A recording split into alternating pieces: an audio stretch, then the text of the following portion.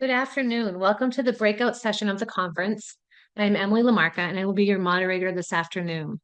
Just a quick reminder to please mute your microphones and turn your cameras off as this event is being recorded. We have some incredible speakers today, and I'm excited to introduce the first of the three, Gareth Morewood. Gareth is joining us from Wales, and we're happy to have him here today. Gareth is the educational advisor for Studio 3. Previously, he worked for 25 years in UK schools. 17 were inclusive secondary schools in the northwest of England. Gareth has extensive frontline experience supporting schools, families, and working directly with young people in the UK and abroad, particularly Chile, Dubai, Portugal, Ireland, and Scandinavia. Gareth is co-director of the LASER program, which fuses his critically acclaimed saturation model with low arousal approaches as part of a system-led model of inclusive practice. As a visiting lecturer, Gareth has taught on postgraduate courses teaching non-adverse approaches, supporting people with complex needs. He also just published a new book, Championing Your Autistic Teen at Secondary School, Getting the Best from Mainstream Settings. Gareth, we are so happy that you're with us today. Thank you very much, Emily, and hopefully that's okay and everybody can hear. I'll just assume everything's all right unless somebody jumps on and says something's gone awry. And I'm going to attempt now to share my screen. So again, maybe if it's not working, somebody could just give me a little nudge and I'll try and fix it somehow.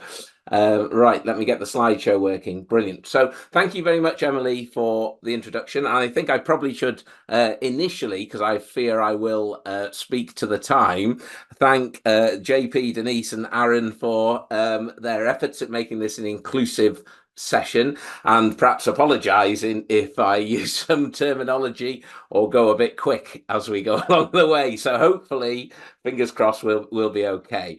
So I'll talk to you a little bit about my experience as we go through the session. I think I'm very careful not to ever claim any expertise, but to try and share the experiences I've had, which have been absolutely rich and fantastic in my time leading provision in schools, but even more so in the last 5 years, where I've been able to work with different schools around the globe and spend some quite decent time creating systemic change.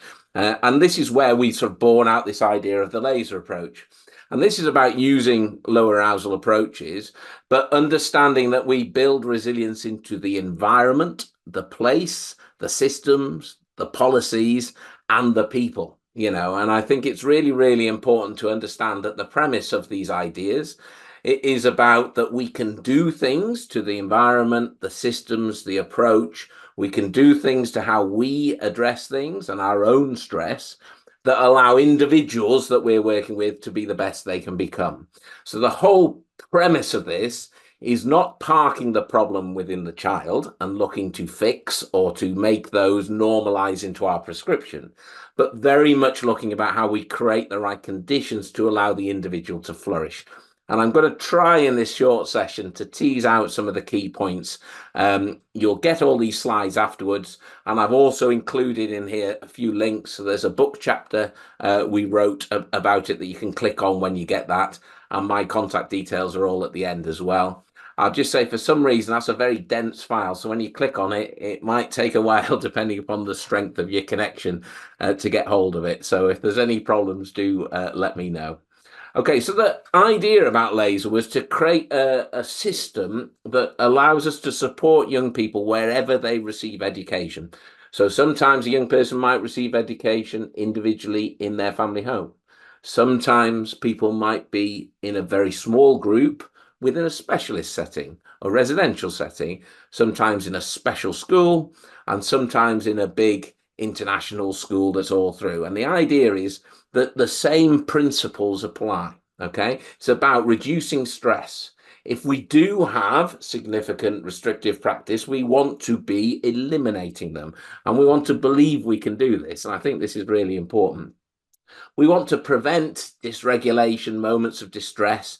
And I think, again, this is about how we create that culture, that ethos that is calm, consistent, uses low arousal strategies, but also has the policy that matches up. And I think this is the key point, really. And obviously, core parts of education settings are about inclusive pedagogy and culture. And another key thing that I talk a lot about when we're working with different settings and families is the idea how reflective practice should allow us to think about what's happened, to plan for what's going to happen, and to constantly amend and evolve our strategies and our plans.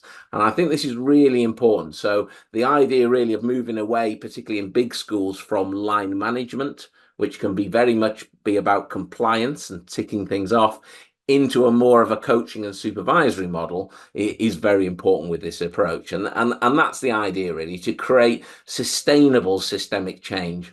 I think it's quite easy to go into settings that have problems, make some very harsh and immediate decisions, and then 2 years down the line, go on to a bigger setting and do the same again. Where I was in charge of a provision for up to about 200 young people within a big secondary school of 1,300 young people for 17 years, we were constantly reinventing, reworking, understanding the population that was unique to us and the individuals we were working with. And it comes back to a quote I often use from a good colleague and friend of mine, Dr. Damien Milton. It's about personalization, not normalization. And I think this is the sort of core of the values we're going to talk about in this session today. So the whole idea about what we developed here was that it's adaptable. It's based on research and stuff that I've been fortunate to do historically, and learned from lots of mistakes. I think that's the key to everything. Understanding when things go wrong, that actually there's a great opportunity to improve things as a result. It's about being proactive and not reactive. And I think, again, this is where the leadership of settings is so important. And it's very much about us, not them. Thinking about us as adults, as parents and carers, as the peer group, as support staff in the school, how we can create that opportunity for individuals to flourish.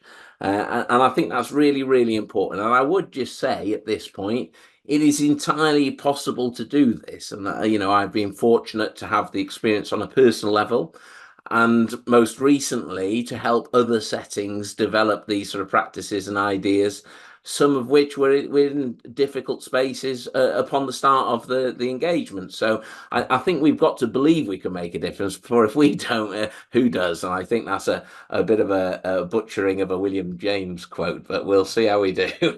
Okay, so the whole idea really that I like to focus on, this idea of stress reduction. What we want to do is to reduce stress whilst teaching and improving coping resources. So if we think this as a seesaw, we want to change the balance that adults, that young people, that everybody involved with our community, within the setting, experience.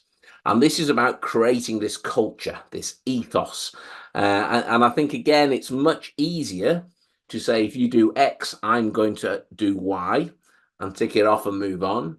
It is more difficult to understand the complexities of all the different moving parts and the people within an institution, which I'll touch on, the saturation model that we developed is a core element to this work. So in essence, I sort of broke down the approach into 8 different sections, really. And the idea very much is that this is personalized to that individual setting or that community. I, throughout my career and my professional life, I've always felt very uneasy with people buying an approach from somewhere else and imposing it on that community or that setting or those people. So it's very much, for me, drawing on different ideas and understanding how we create that around the specific community or setting we're working with. And so some schools would have a much increased focus on reducing distress and restrictive practices, eliminating seclusion. A school I was working with away from the UK recently, after the first few sessions, one of the teachers just came up to me and said, I inherited this class with these tiny chairs with little seat belts on that the children were just sitting in and we were using. After that first session, I thought, I don't need those chairs. So she took them out of the classroom, put in normal chairs, And funny enough, there was no dramatic incidents or significant harm to anybody as a result. And I think most of this work, from my personal experience and my journey, is not telling people to do stuff. It's about creating the environment for them to see their own way and how they can build that into their personal routines and skills. And I think this is the core element, really, of not doing to, but working with, as part of how we develop these approaches. And my boss, Professor Annie McDonald, talks a lot about this idea about stress starting with ourselves. If we're highly stressed as adults, as professionals, as parents and carers, we limit what we can achieve, but also most likely we pass our own stress on to others. And I think there were some great sessions this morning. I'm very privileged, as I say, to have the opportunity not only to speak today, but also listen to some of the other fantastic sessions that have been going on. And this idea about stress being transactional, I think, is really, really important in the work and what we look at. And the reality is a lot of situations are triggered by supporters. And I think that was quite well articulated by Michael, I think, earlier on in the sessions, in the idea that actually, I think, if I'm remembering correctly, 99% of situations have been as a result of something somebody else has done. Now, it's impossible to see into the future. It's impossible to imagine how you can completely eliminate some of these situations, but we definitely can approach things, reflect, work in our teams, and work together to reduce a lot of the stresses that we might be inadvertently causing. And this is why reflective practice is really, really important in this. I talk a lot with the teams that I work with in different schools, and I was having this conversation last week about how important it is to understand roles. If you've got a teacher and many support staff within a classroom, about how you can swap in and out of different roles depending upon how you're feeling, how your stress is, and how things are going on that day, but also have the confidence as a team about how we work collaboratively together. I think there's often poor opportunities for proper reflection in the teams and time to understand how we work together within that way. So, we talk a lot about this idea of transactional stress. It's no good having a really calm, lovely, consistent environment if then somebody comes in highly stressed and dysregulated, because that's likely going to upset other people.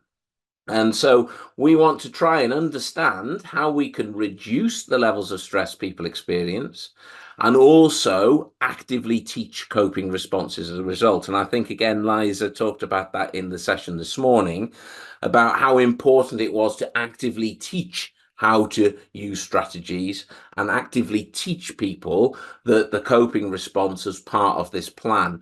And one of the things I will talk to you about, and there's links later in this presentation, is about something we developed, which was called a student passport, which in essence is now what I would call a stress support plan. Now, if you have a statutory requirement to have an IEP or to have a specific document, it does not mean you cannot also have a stress support plan, where we actively engage talking to everybody about stress as experience, what we can reduce, how we work collaboratively, or what we would say is co-production in finding those solutions, and also how we actively teach coping responses as a result. And I think keeping the child centered to this is really, really important.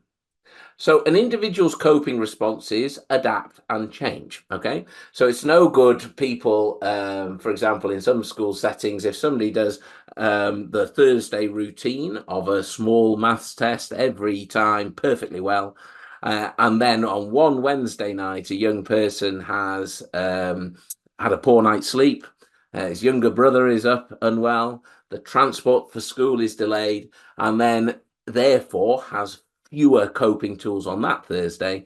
It's no good a member of staff saying, well, you're choosing not to do this today. They're not choosing, they just have less ability to cope on this day than they do on other Thursday mornings. And I would argue, talking to the staff I've been fortunate to work with and lead over a number of years, and the parents and carers and the young people who I've engaged with, that potentially sleep is one of the biggest factors in our ability to cope or not. And as adults, we have the luxury sometimes of being able to recognize that, but also make active choices in that moment. Some of the young people are in settings where they don't have that opportunity because they're constantly controlled within the systems. In essence, adults generally try and control what they fear.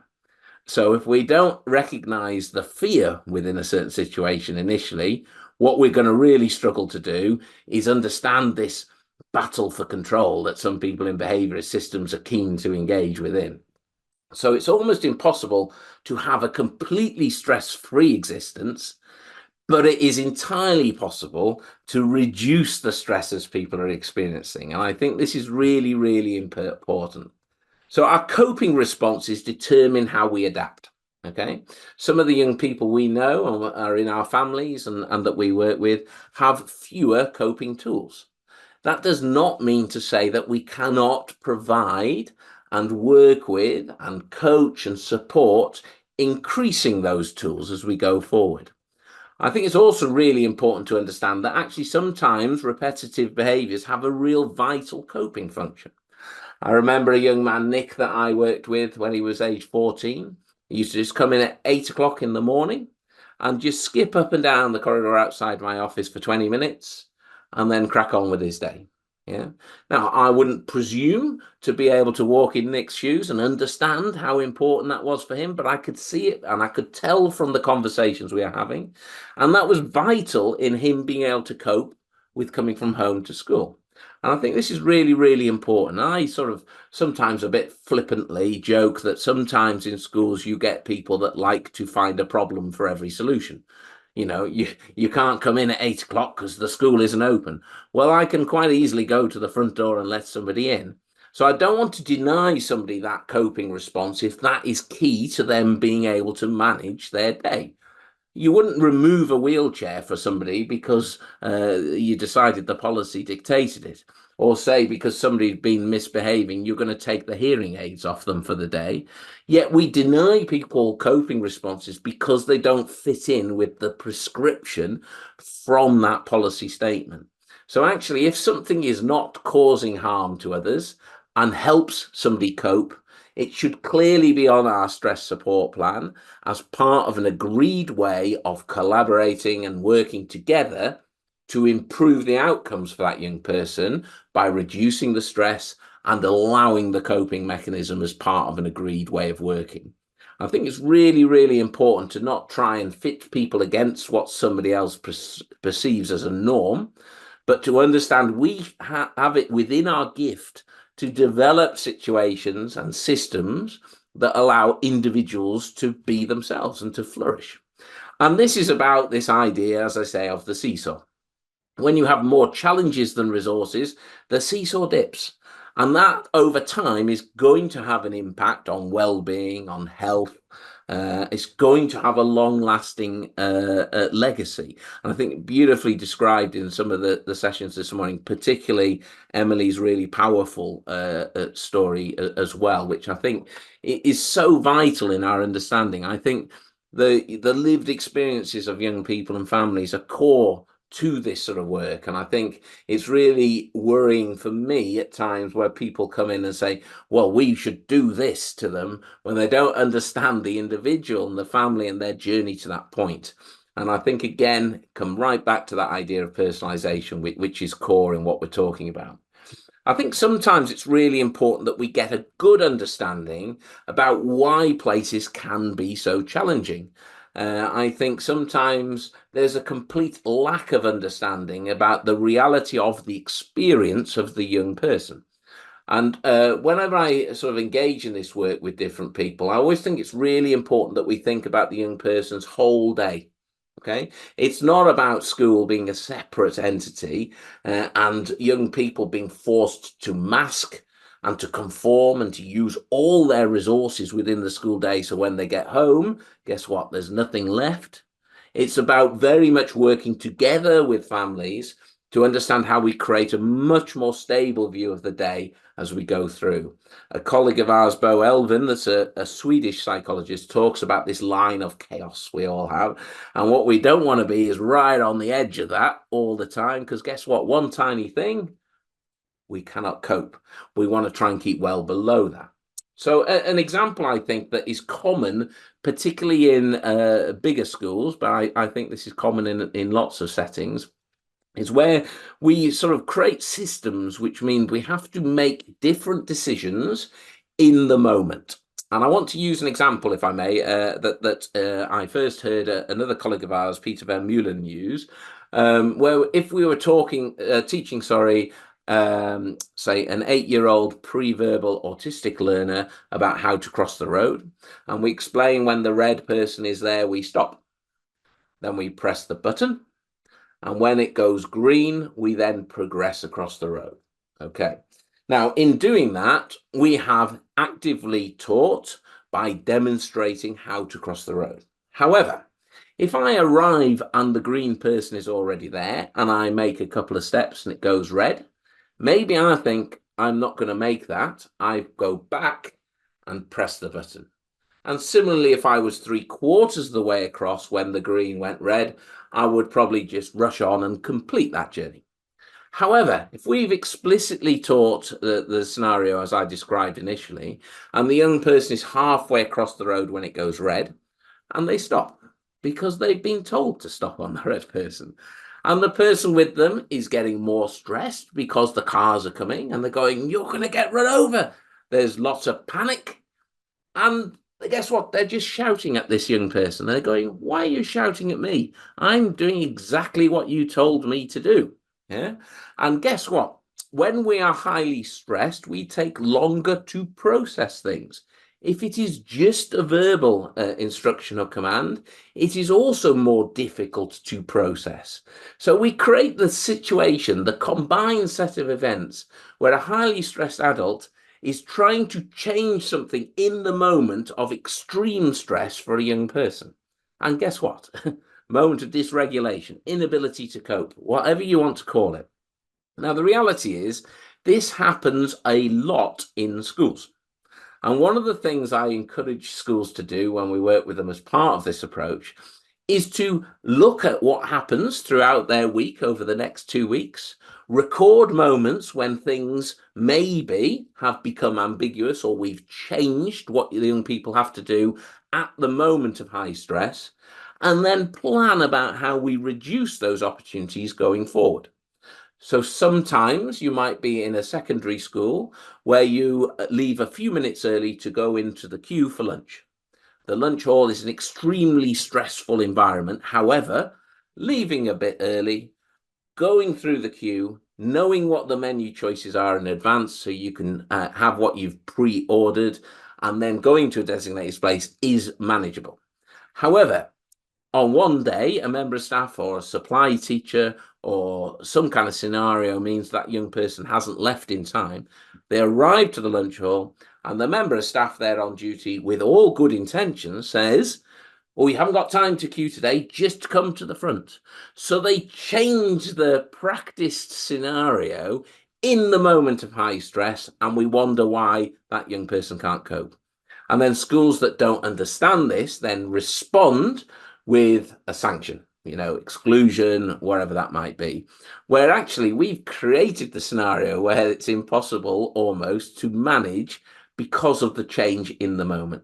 So the one thing I think is really important about school settings is when we reflect and we think about policies and practice going forward is how we reduce in-moment decision-making by planning, sticking to the plan, evaluating, and then developing as we go forward.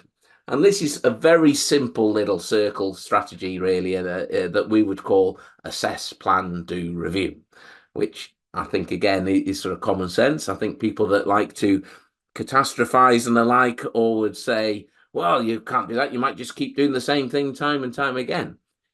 If we agree a strategy, we try it, and it doesn't work a couple of times, I reckon I'm going to think about how we look at things differently and try something else.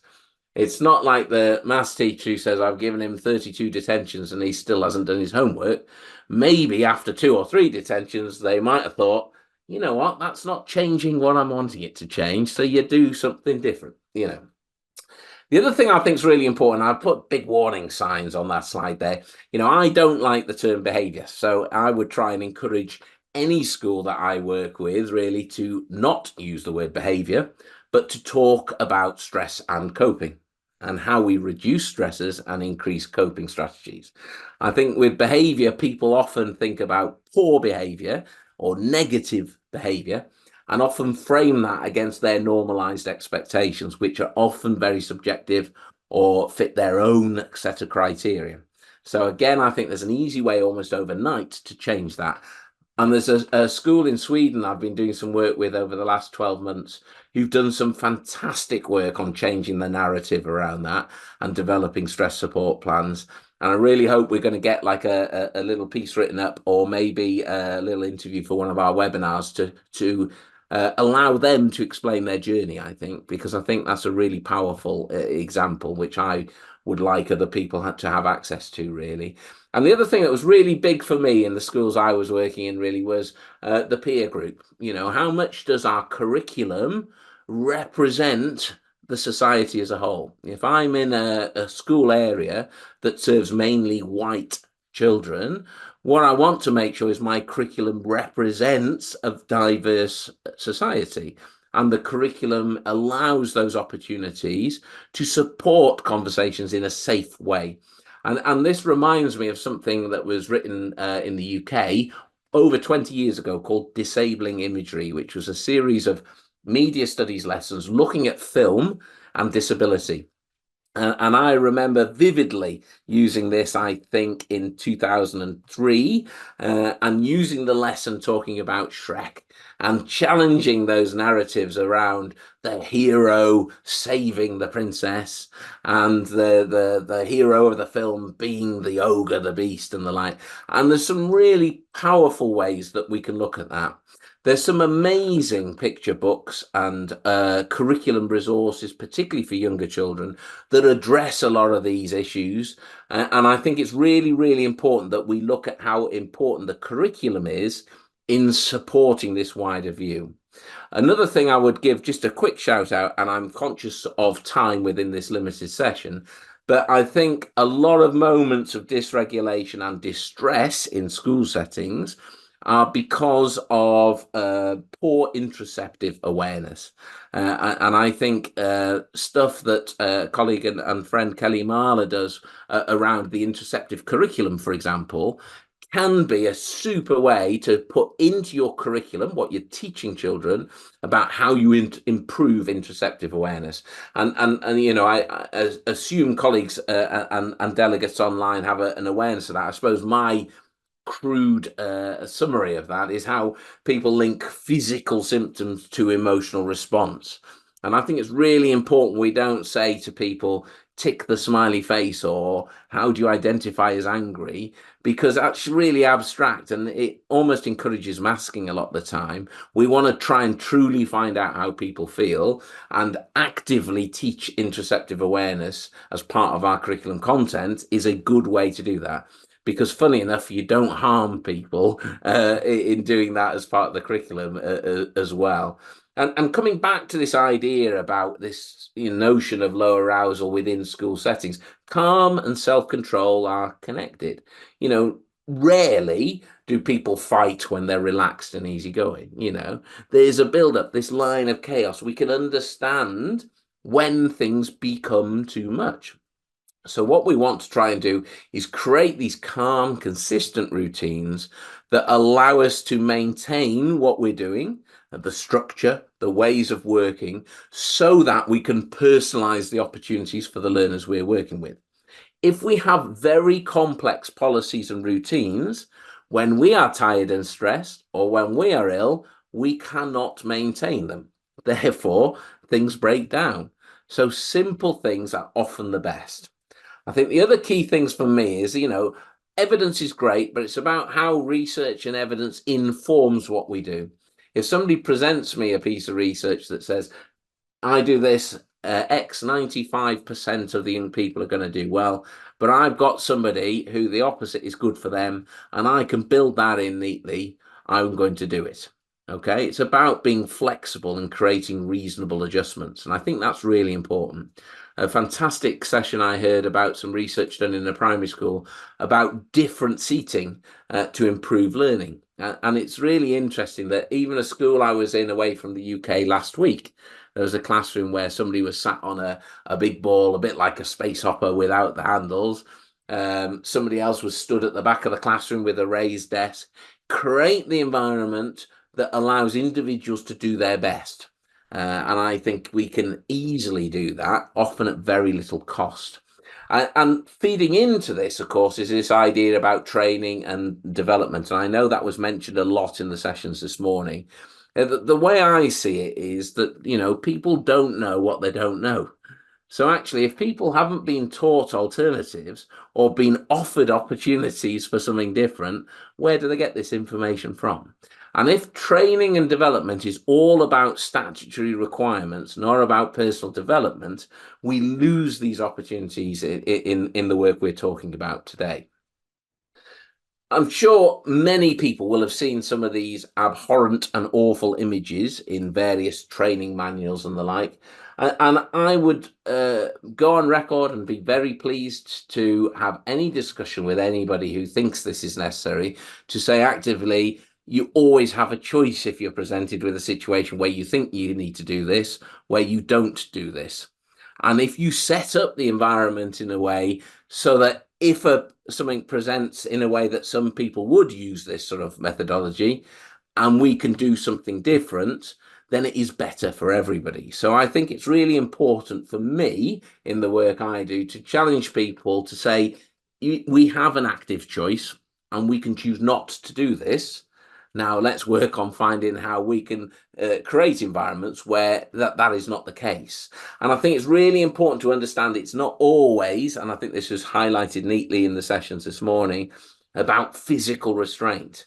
Environmental restraint is massive in many international schools, particularly in the rooms and the images we saw today to do with seclusion. Or denying people the opportunity to escape a situation when their body is in that fight or flight mode, as Guy pointed out this morning. I think it's really important for people to be informed, to therefore be able to work on the journey.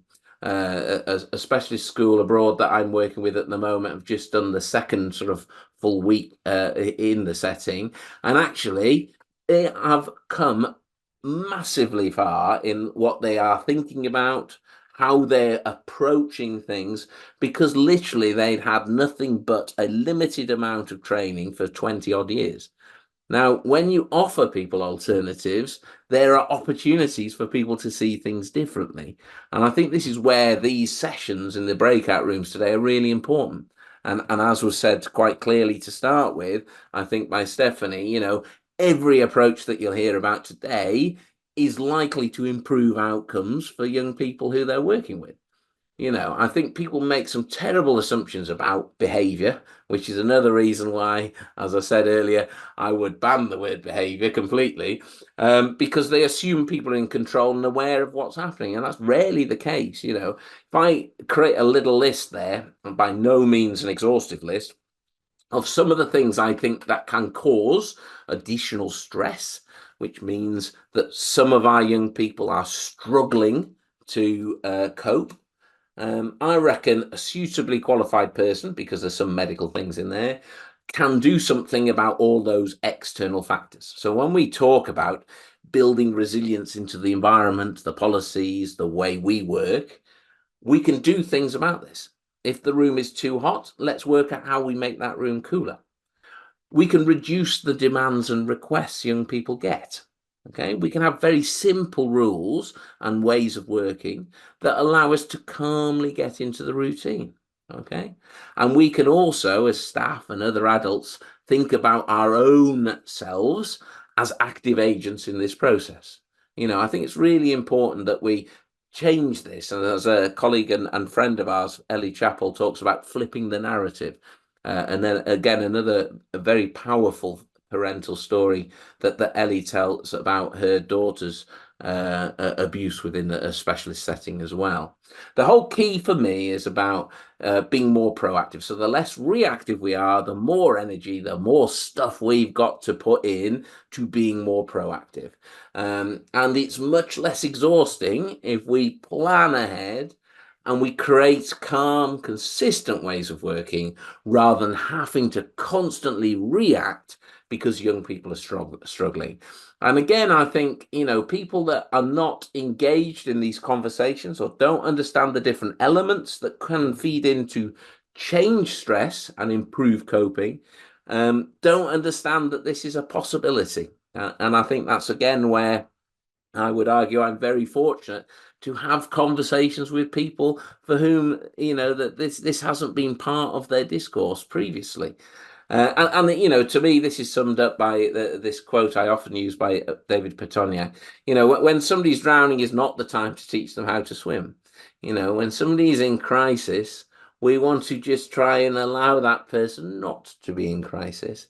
Yet, how many times do we see people responding by shouting instructions or by physically trying to change what somebody's doing, as was illustrated in the video clip that Michael showed earlier on? I think, again, it's really important to say to people there is a different way, and it is entirely possible. And again, I am very fortunate to be able to spend time in classrooms with young people, to sort of co-teach, if you like, and to reflect and help people understand different perspectives, but also to be very honest and say that, there's no simple do this and that will happen, because everybody's individual within that. We want to draw on our collective experience and work as a team in how we improve things. And that's the core to it.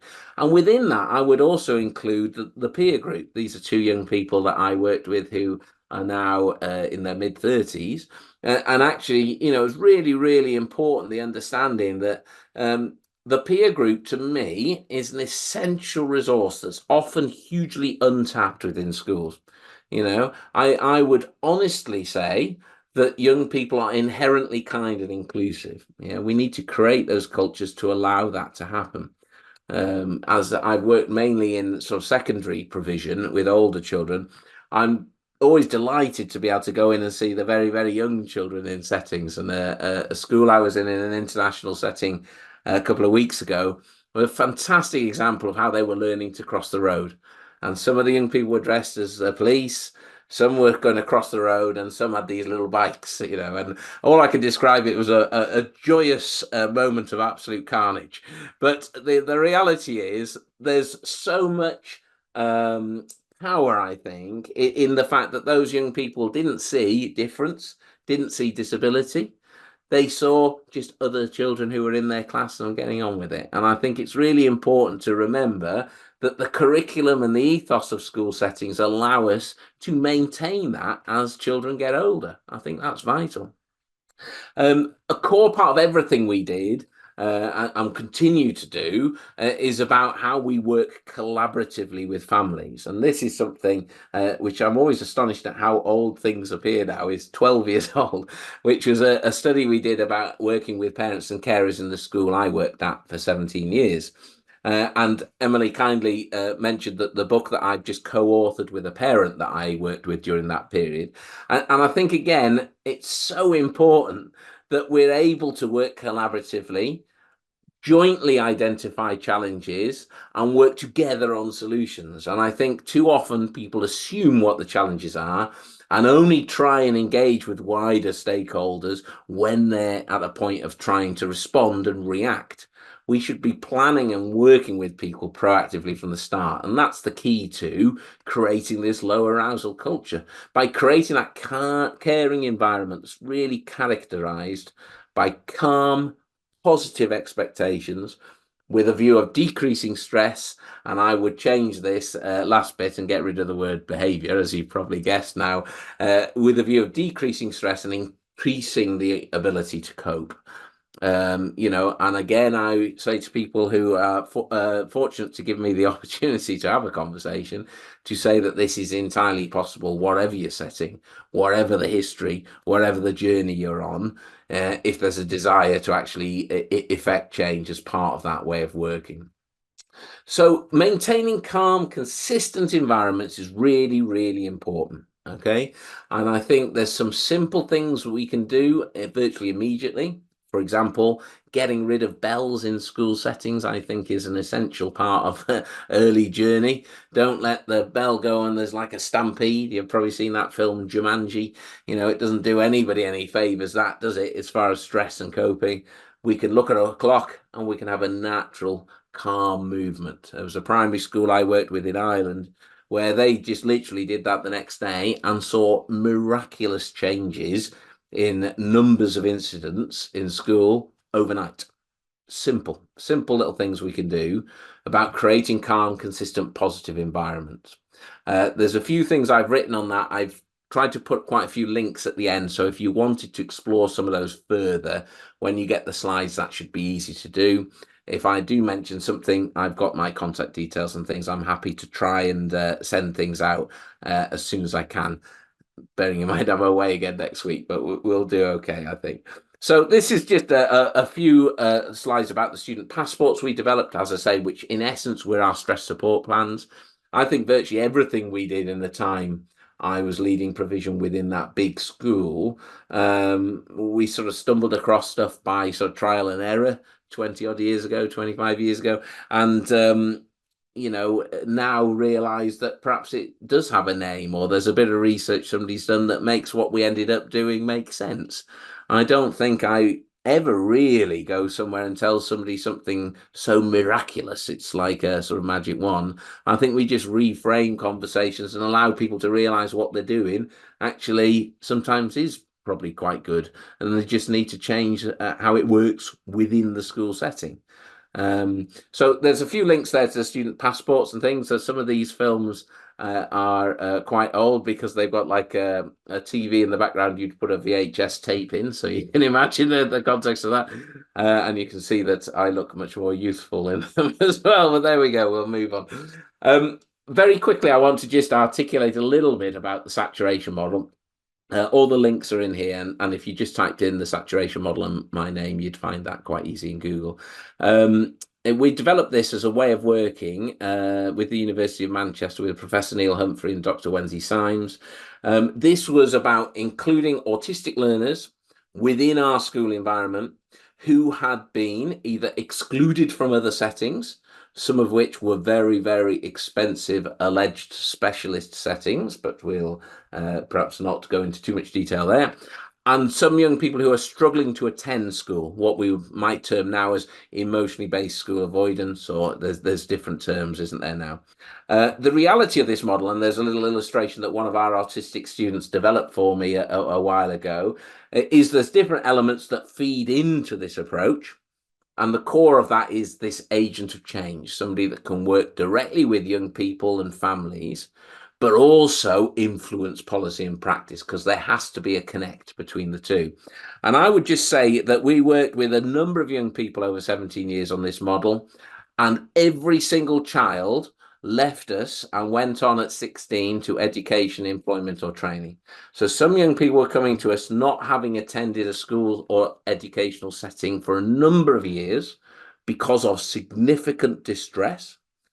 And every child had a pathway into adulthood. And, I don't make that claim lightly. I think it's about the flexibility of provision and understanding the different elements that feed into the policy that make the difference. So again, there's quite a few bits there. I've linked to the original paper. I've written quite a few sort of blogs and further explainers on that. And we spend quite a lot of time when I work with settings about systemic change, talking about those elements and how they apply to their community, which I think is really, really important. So as I said before, being a reflective practitioner is about creating an opportunity for that to become habitual. If it becomes a chore or is something where you're trying to have a conversation with support staff who aren't employed after the time the children leave, so there's not time for proper discussions, it becomes a tick box or something we just want to do. And there's loads of different ways to do this. This is something we used a long time ago that just developed a little methodology that allowed us to frame discussions. And I never forget talking to my staff team about this a good sort of 20 odd years ago. And a lot of my support staff saying, we don't need a framework like that. We know that how these discussions should go, and we're confident in the fact that we don't have a hierarchy. We don't feel that there's a real sort of structure within things. That means we can be honest. We might be a member of support staff working with a young person, but we can have a conversation with a teacher or with the head teacher or with yourself. So again, breaking down those barriers, I think, is really important as part of this way of working. I want to very quickly, before the end, just touch on something that I think is one of the most important things we would ever work with, really, in school settings, this idea about planned escape.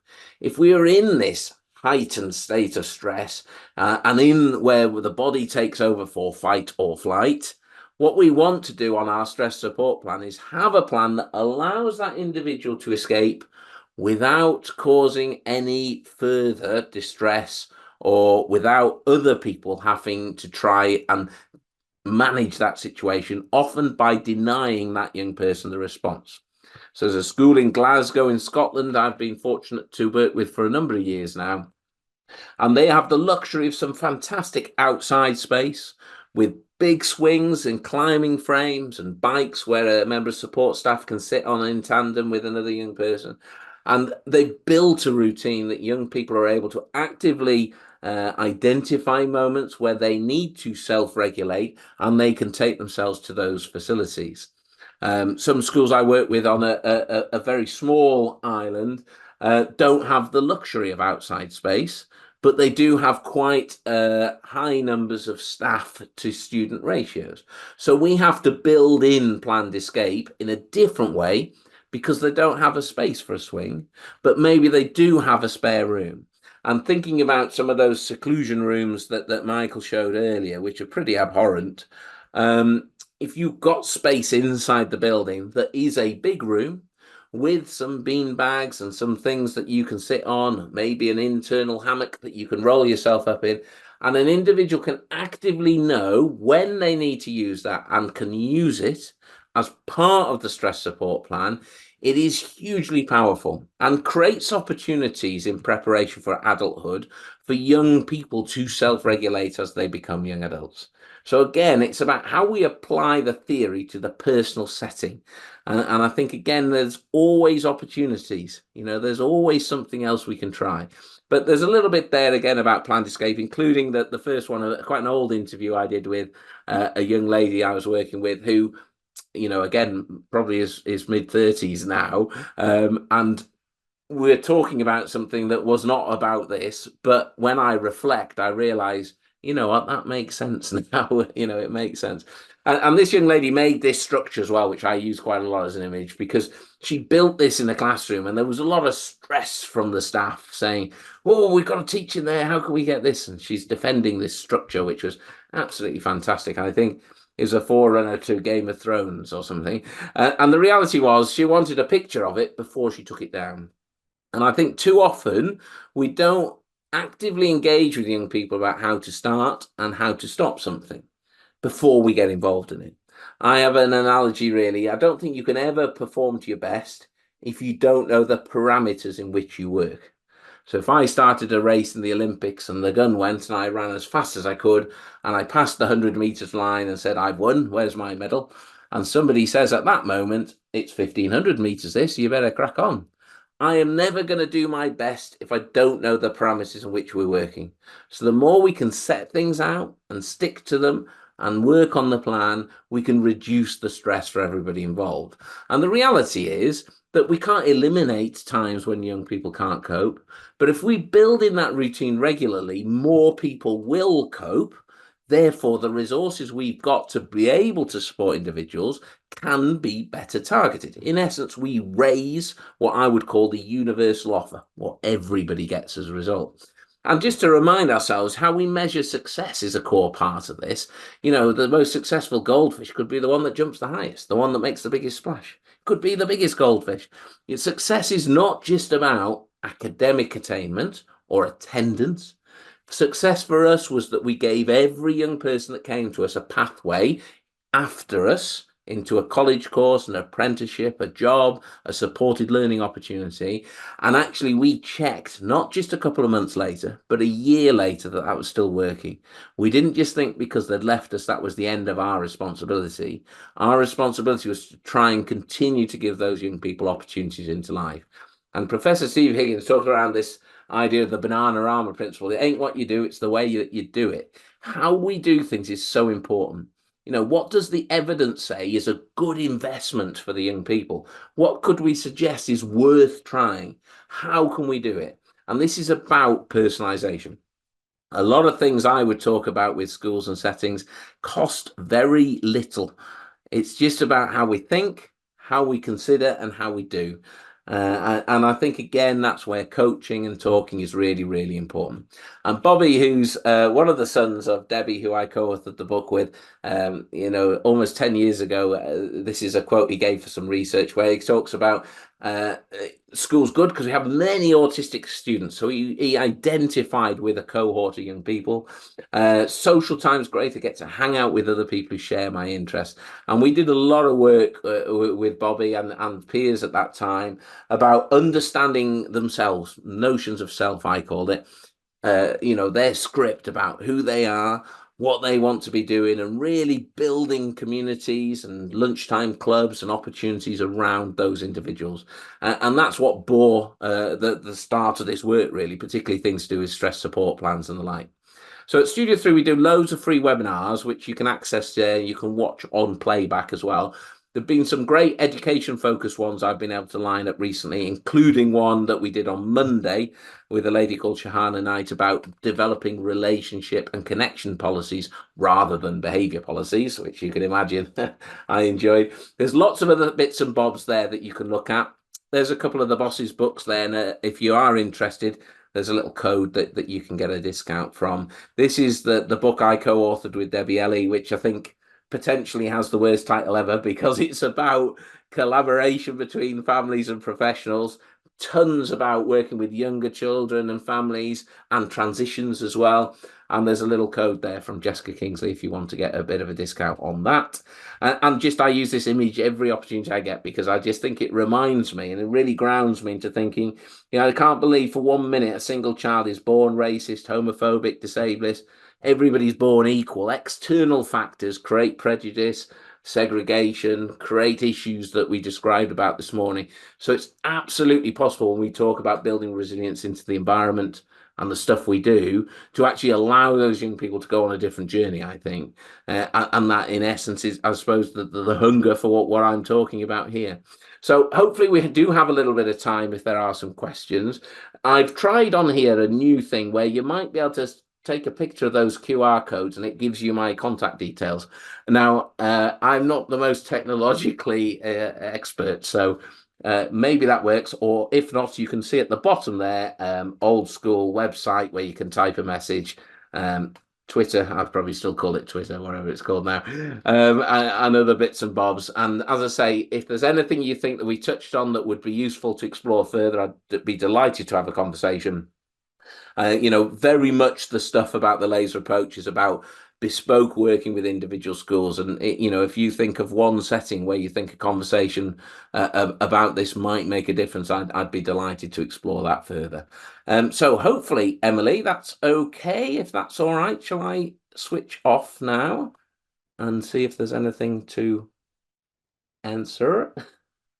Gareth, that was a fabulous presentation. I mean, the work that you're doing, I'm so grateful that you're here today and joining us. So, you know, thank you. I can pull up the chat here. Cool.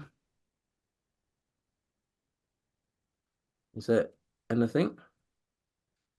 Let's see. Oh, Okay. there's a compliment, so that's very nice. We Sorry. don't, who needs questions, right? No, so we have some good comments here. So I love this session, which I wholeheartedly agree with. Um, love to hear your presentation, Gareth from Guy. Great presentation. Agreed. I think that this has just been a great presentation all around. We do have a question that just came in. If you are repurposing a seclusion room, how do you address it to be trauma sensitive for the kids who have that experience? And again, I think that's a great question because it's on many different levels how you might approach this. So, and I don't want to suggest this as a cop out, but the individual's journey to that point is so important to consider, because actually, as we heard in the morning, different rooms can be called different things. The inclusion room, that's the most uninclusive part of the school, for example. Now, the key thing for me about this always is about how you so assuming a young person is re-engaging with a new school or a new setting, it's about how we develop those transition plans for that individual. Now, my point about this is we want to develop the plans around the stress support plan in a way that means that actually from the start, we're engaging in that stress and coping model and discussion. So we're not ever engaging in a view of, if this doesn't happen, we're going to make you do this. Now, often in my experience of re-engaging young people with education, the key for me is never going too fast and never prescribing where you expect to be in 6 weeks. Because if I could know that now, I'd have put next week's lottery numbers on and I'd probably be somewhere else, and I don't want to be flippant about that. But the reality is, too often interventions like this about repurposing rooms or changing systems say, right, in 6 weeks, we need to be here. I think it has to be personalized. And I would also say, and again, I don't know whether there's a specific context to this idea, but if we're reintroducing somebody who's experienced trauma because of that, it's highly likely we may have to engage that young person on an individual basis to start with to build trust, to establish positive relationships, to therefore allow us to move forward in the journey. So I suppose my summary to that would be, too often people prescribe a way of approaching things. I think the key to this always has to be about understanding the individual, listening to the young person's voice, listening to the family, and developing what we're doing around that individual's experience. The worst thing we can do is not know something, try with good intentions to do something, but re-engage something that's been a very traumatic experience previously, I think. Hopefully that gives a bit of a feel with that. I'm just trying to look again. Advice or past experience have you had addressing adult stakeholders, so team members, direct care staff, who may not be ready yet for the shift away from misbehavior to the, and again, I would say it could be actively dangerous for people that aren't in the position to engage in new ways of working to just say, stop doing that. Yeah, there has to be a journey. Okay. Now, actually, part of the approach that I've been talking about today is very much about developing those plans around that individual setting.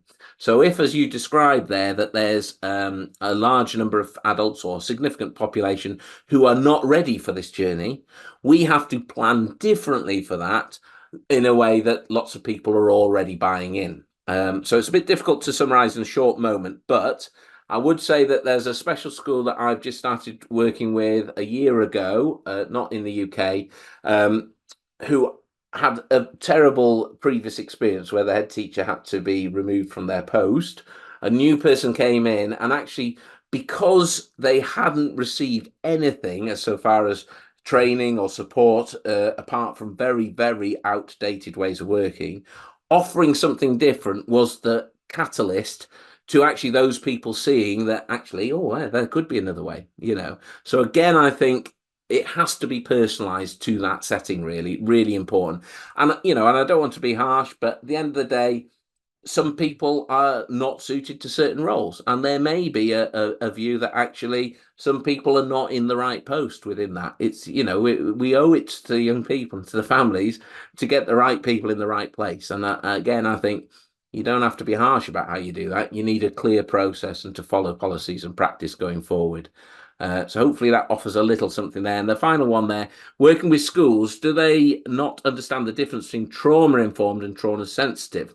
We've changed this one. I think, in my experience, there's a ton of misinformation and misinterpretation around what people think trauma-informed and trauma is in schools.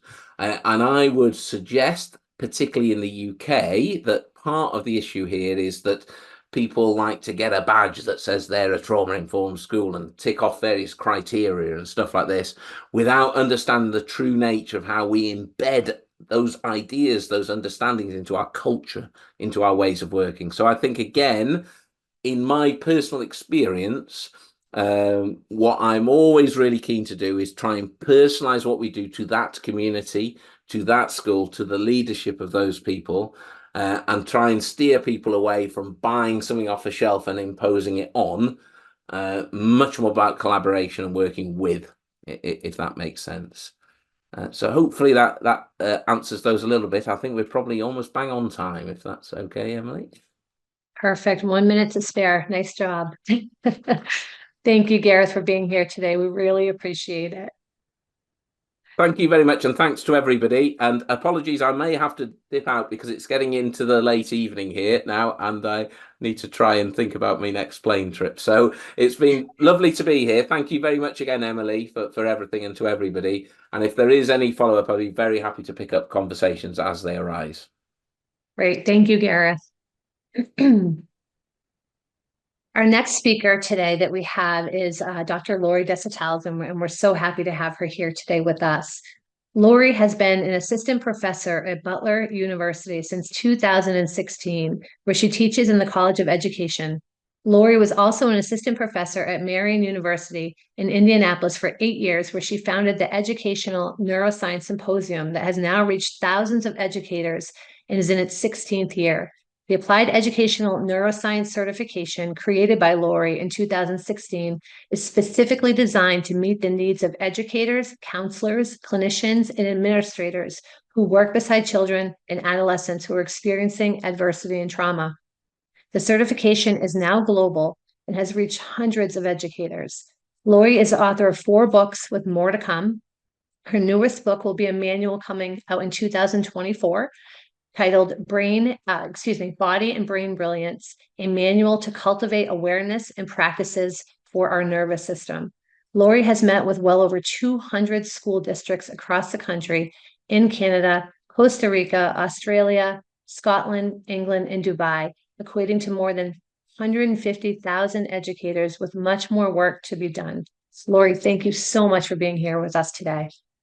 Thank you, Emily. And this is really exciting. I'm just going to see if I can share my screen, which I can. And I'm just going to jump in here.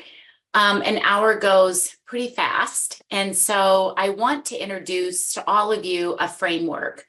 It is a tier 1. It can be accommodating. It is accommodating for trauma, but it can also be adjusted for tier 2 and tier 3 work in our schools. But we intentionally created a tier 1 framework as we are addressing not only student behavior, but staff behavior. And adults and children and youth, we are coming off year 4 of what I would call crisis teaching, pandemic teaching. It's been another really hard year.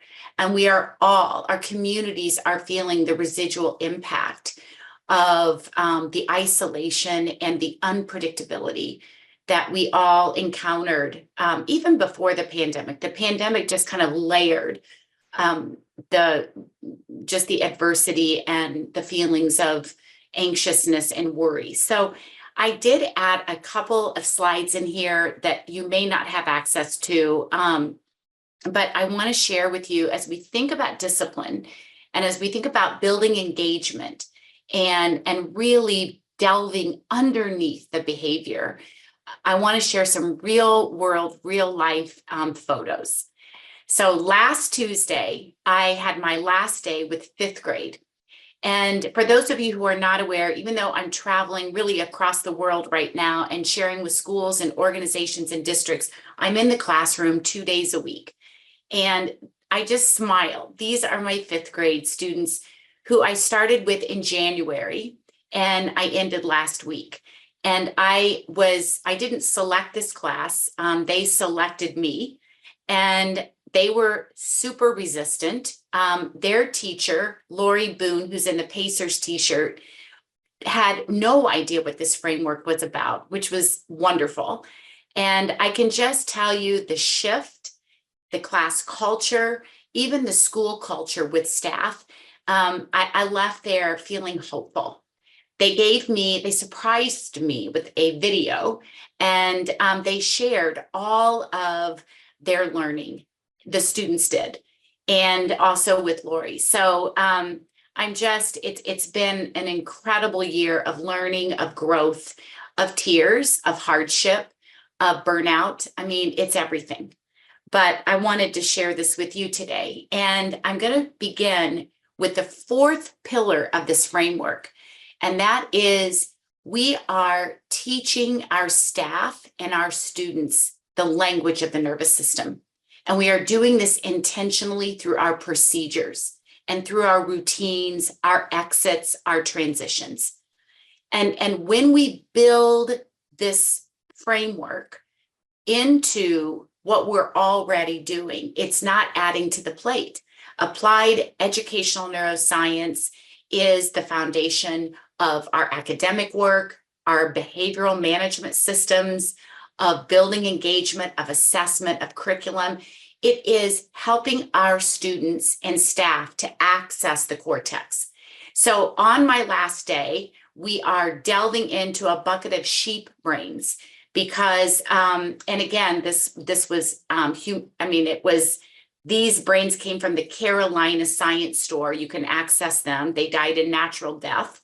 And it is all about how their anatomical structure resembles ours. So the kids really got to know their prefrontal cortex. They understood the temporal lobe.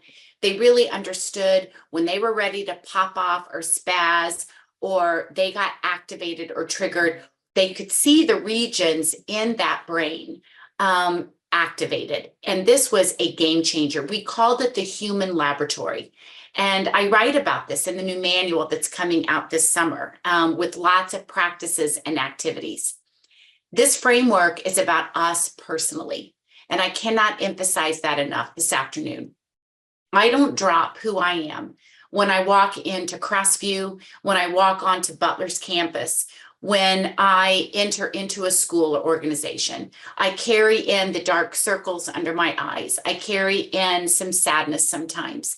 I carry in a heartbeat that's kind of flipping everywhere because I'm just overwhelmed. And I want to not only normalize that and acknowledge that, I want to celebrate that. I want to celebrate our nervous systems this afternoon because, as Mona Delahook has shared with me, and probably many of you, and also Deb Dana from the Polyvagal Institute, our nervous systems really are navigating our way to homeostasis. They know their way home. And when we listen to the nervous system, which I'm giving a TED Talk tomorrow on just Pillar 4, this is the work. I mean, this is the work. This is my grandson, Miles, our first grandson. This was just a few weeks ago. And I'm watching his nervous system learn, serve, and return. He is learning to trust adults around him. He is learning about his sensations. And I get a do-over. I would have done things so differently with my 3 now adult children. As I think about this work, I would have parented differently. I would have been a different new teacher. So my lab is the classroom. My lab is working with my co-teachers and building relationships with them so that we can begin to collaborate and we can begin to lean into each other as we work through advisory or social studies or a math class. This is not just about social and emotional learning from 10 to 10:30. We are actually modeling these practices with one another as our students are always watching us. Emotions, sensations, and our stress response systems are highly contagious. So I began in January, and I introduced to my 5th grade students who were not very excited to see me, thinking it was funny, laughing, joking. It was a rough few weeks, but they learned immediately and got excited when they were able to tap into their ANS, their autonomic nervous system. And they used that ANS to share their identity, their strengths, their culture, their weaknesses, their challenges, their worries, their anxieties. I mean, we put it all on that nervous system so that we really got to know one another from the inside out. I want to share this quote from Dr. Ian McGilchrist. And I just love this so much because I think that globally, not nationally, but globally, we are in a time where there is a serious jolt to the world community and landscape. Much like a global pandemic, a crisis develops alongside a turning point. And he refers to this type of event as a meaning crisis. A meaning crisis communicates a common cause and a call to bring out the best in one another, giving us an opportunity to belong, to shift our perspectives, to become aware, and to reframe these benign developments. These are the 4 pillars of the applied educational neuroscience framework. They support me as a mom. They support me as a teacher, as a school counselor, as a grandmother. I don't drop who I am. It begins with the adult nervous system. We have the educator nervous system listed here, but in any role that you are sitting inside of, behavior management is about the adults. And this is a big mind shift for many adults. Our brains and our bodies, our nervous system, really are holding the state of how we're sensing the world, feeling the world, and interacting and behaving in the world. Co-regulation is the second pillar. And this is at the heart. This is at the core of how we want to rewire our perceptions of discipline. Co-regulation is our biological priority. We are social creatures. We're communal creatures. We can't survive without each other.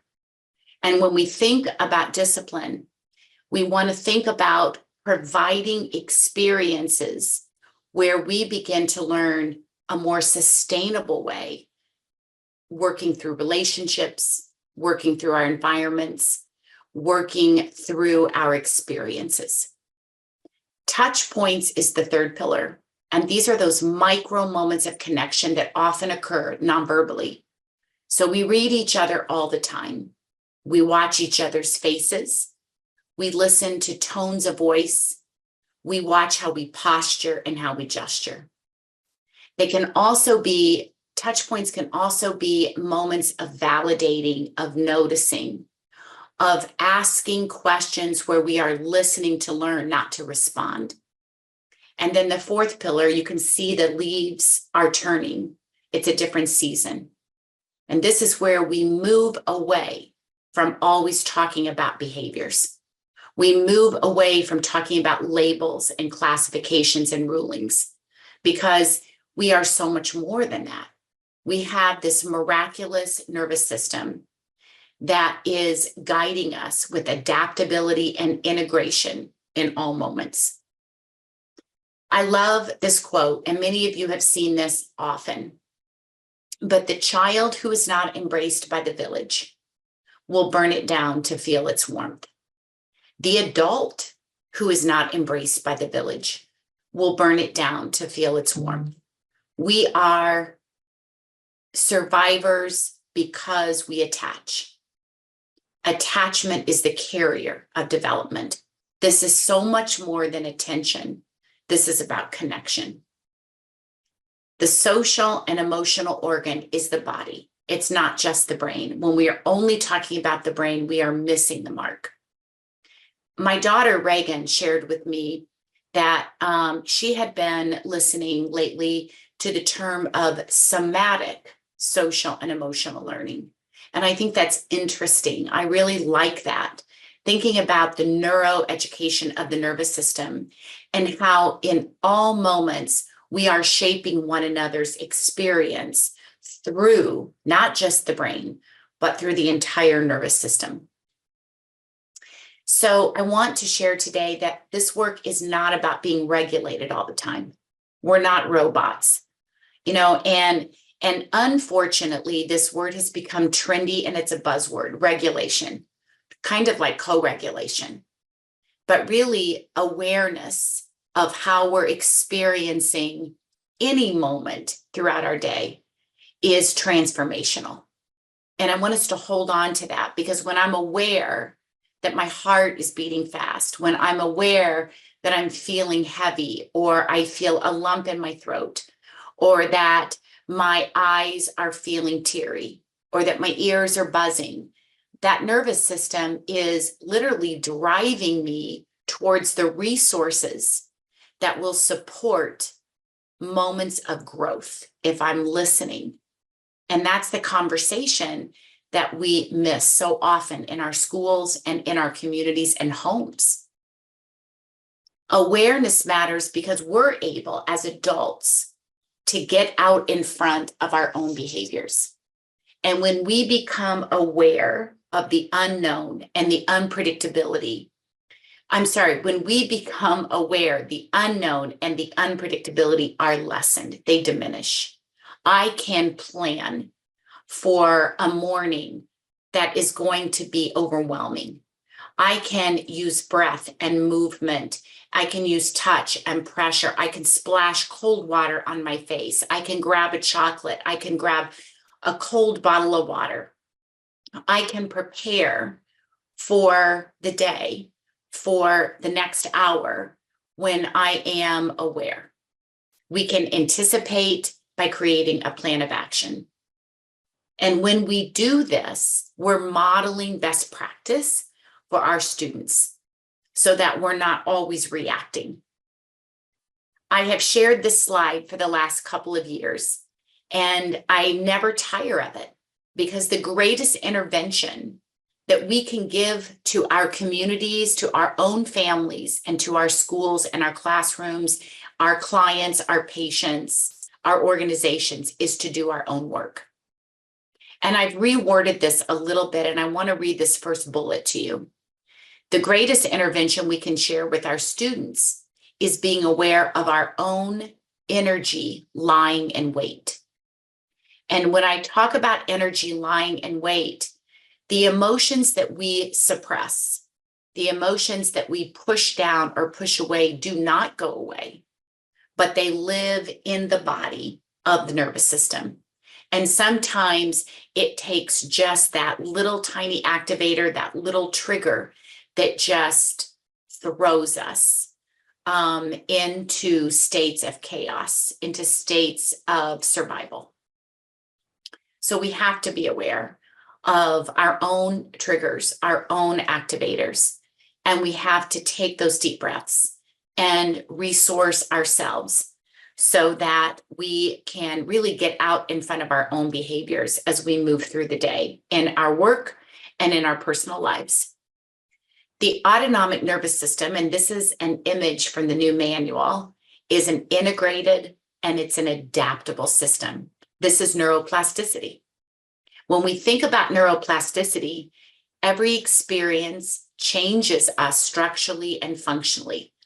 And when we think about the nervous system, it's not the brain that has neuroplasticity only, it's the entire nervous system that can reset. Dr. Stephen Poore just calls that neural retuning.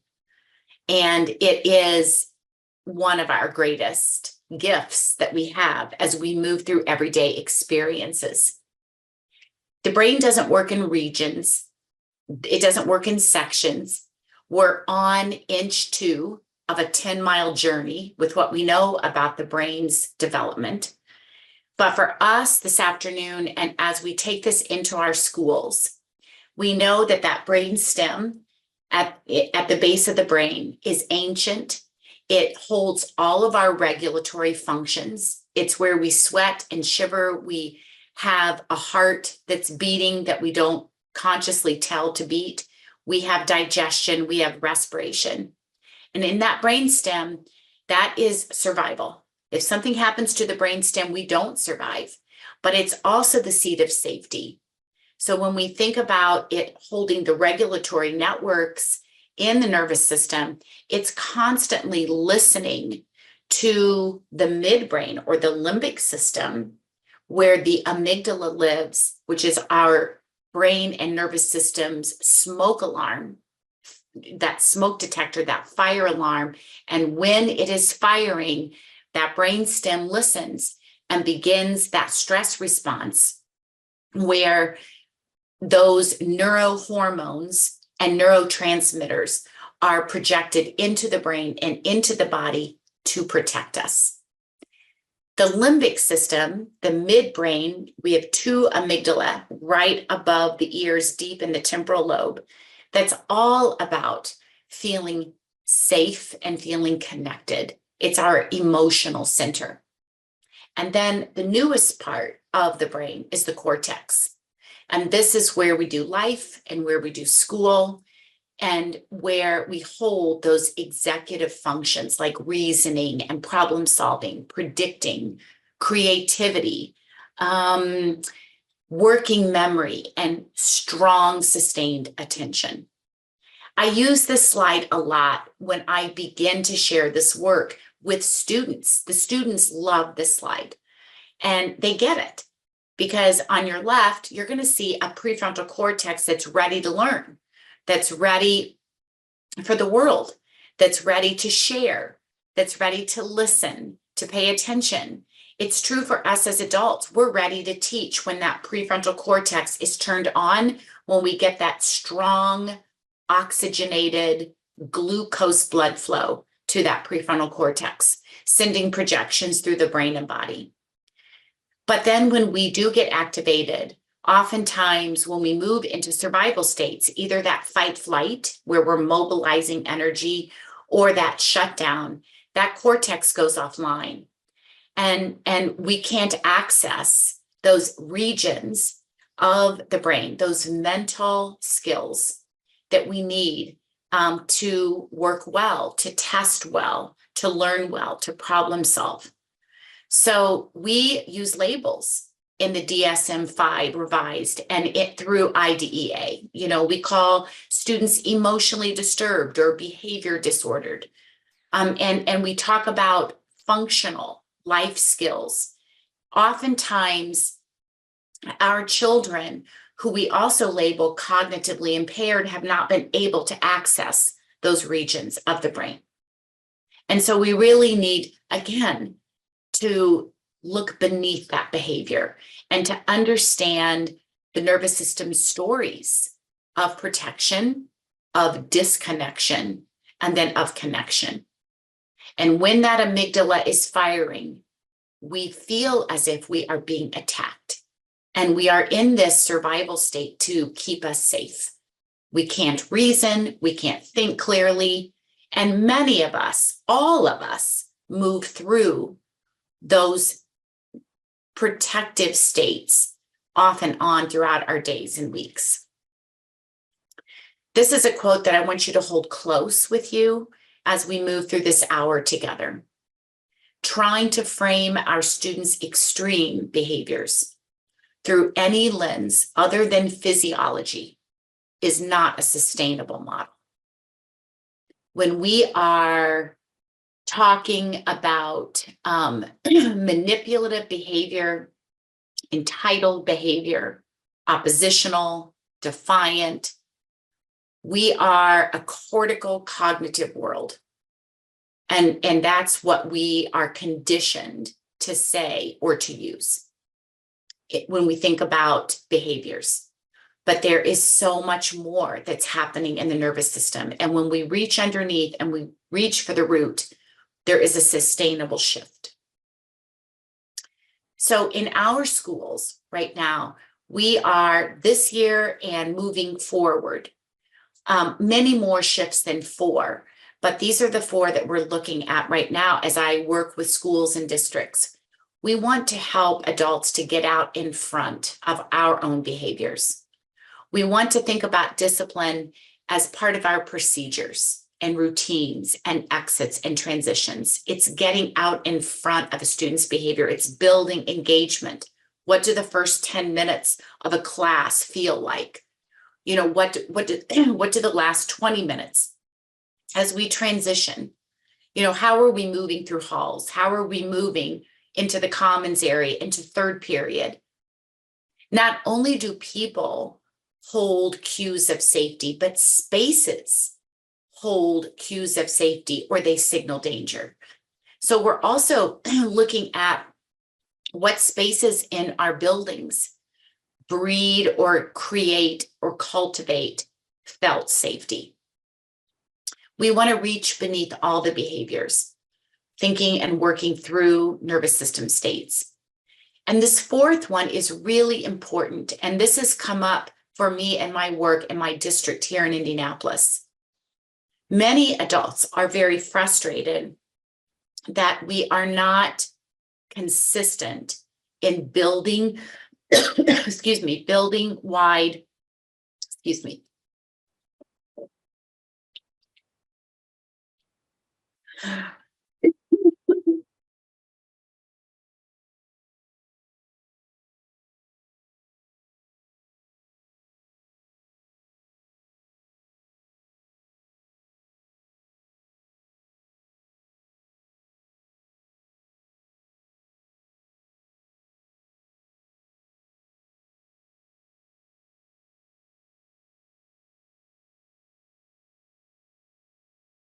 Hold on 1 second.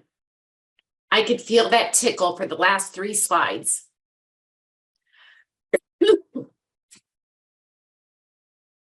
Okay. So we are thinking about building wide procedures. This is really, really important. When we think about phone use, social media use, hallway behaviors, how are we dealing with tardies? If one classroom is trauma responsive and the other classroom is referring out, kicking out, suspending kids for small infractions, this is creating chaos for adults. So we really want to think about, as a staff, what are those protocols for building wide predictability and consistency with our procedures? This is about being trauma responsive. It's not just in a classroom. We require consistency, predictability. Our nervous systems need structure, and we need routines. And so as we think about this last bullet, it's something where we need to create maybe some personal connection PLCs in our buildings, where the work is not coming from the outside in. It's not coming because I'm there, or you've brought in restorative practices, or you've brought in trauma training. It's where we sit down together and we have those authentic conversations, and we talk about what are our challenges, and can we pick one facet of those challenges to really begin to create that predictability that our students need, that we need. So I'm so sorry. I have had a cold all week and I've kept presenting. And so I apologize. I may be coughing again. So please, I'm so sorry. Okay, we're going to keep.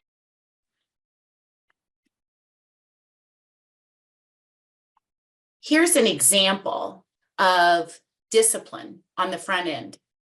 This is where we take mugs, coffee mugs, and our children come together and I used a kindergarten classroom here. This is for all ages, but we start the day toasting each other. We start the day engaging one another, collaborating with one another, and tapping into our children's strengths and identities, where they can actually share something positive, that they can share a touch point with another student. So we model this, we teach this.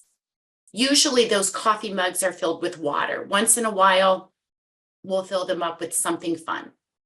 But this is a ritual. It connects us to one another. It begins to create that culture of trust. And Dr. John Sita talks about family privilege. He is and was a social psychologist from the University of Michigan. He died of pancreatic cancer last year at a very young age. He grew up in 14 foster homes, and his work is just so relevant for all of us that are working with trauma in our schools and in our communities, because he coins family privilege as the felt safety that so many of our children and youth don't have as they walk into our schools. And they rely on our schools and our organizations to begin to build that trust and that compassionate presence. So always having something tangible and personal is a wonderful way to start the day. This is the first 5-10 minutes, or this is how we end class, or this is how we start a staff meeting, or how we start a PLC.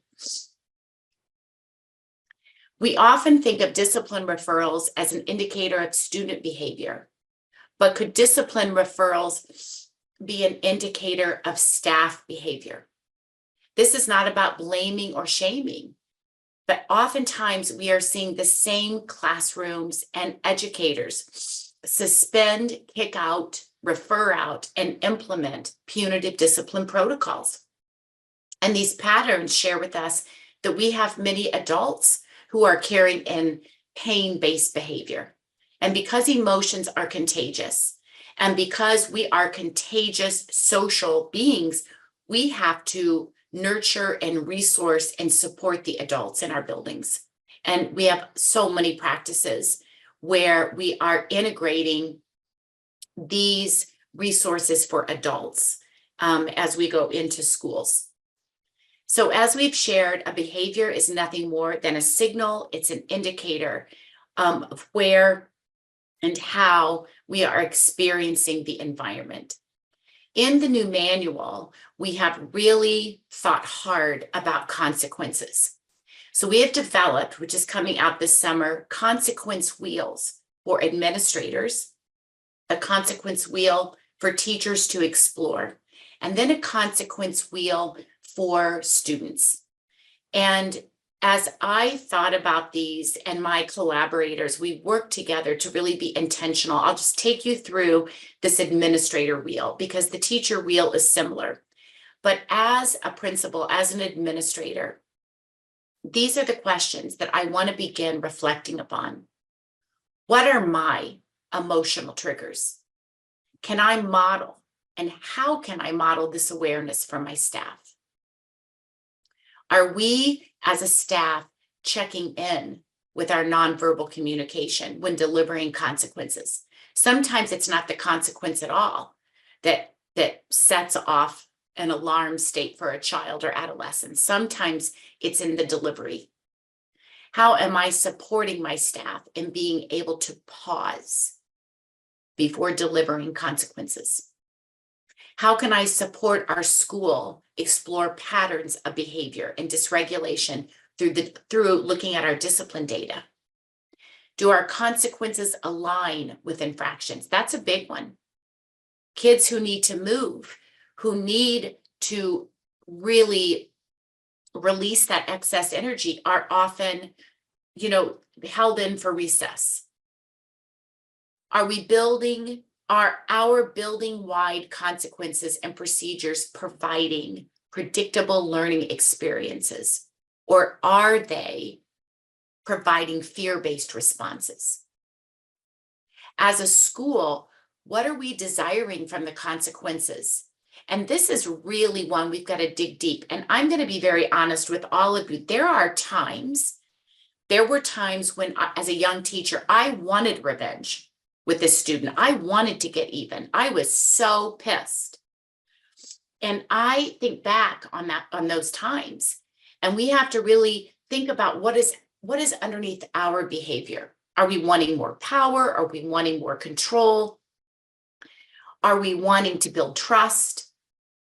And this takes some deep reflection. Do your school-wide consequences feel consistent? And that's what I just spoke about within our classrooms. And then we have the wheel for the teachers. So I'm not going to go through these, with just less now than a half hour to speak. But having our teachers go through these as a grade level, as a department, in a Teams meeting, in a PLC. Can we reflect on these individually and then come together?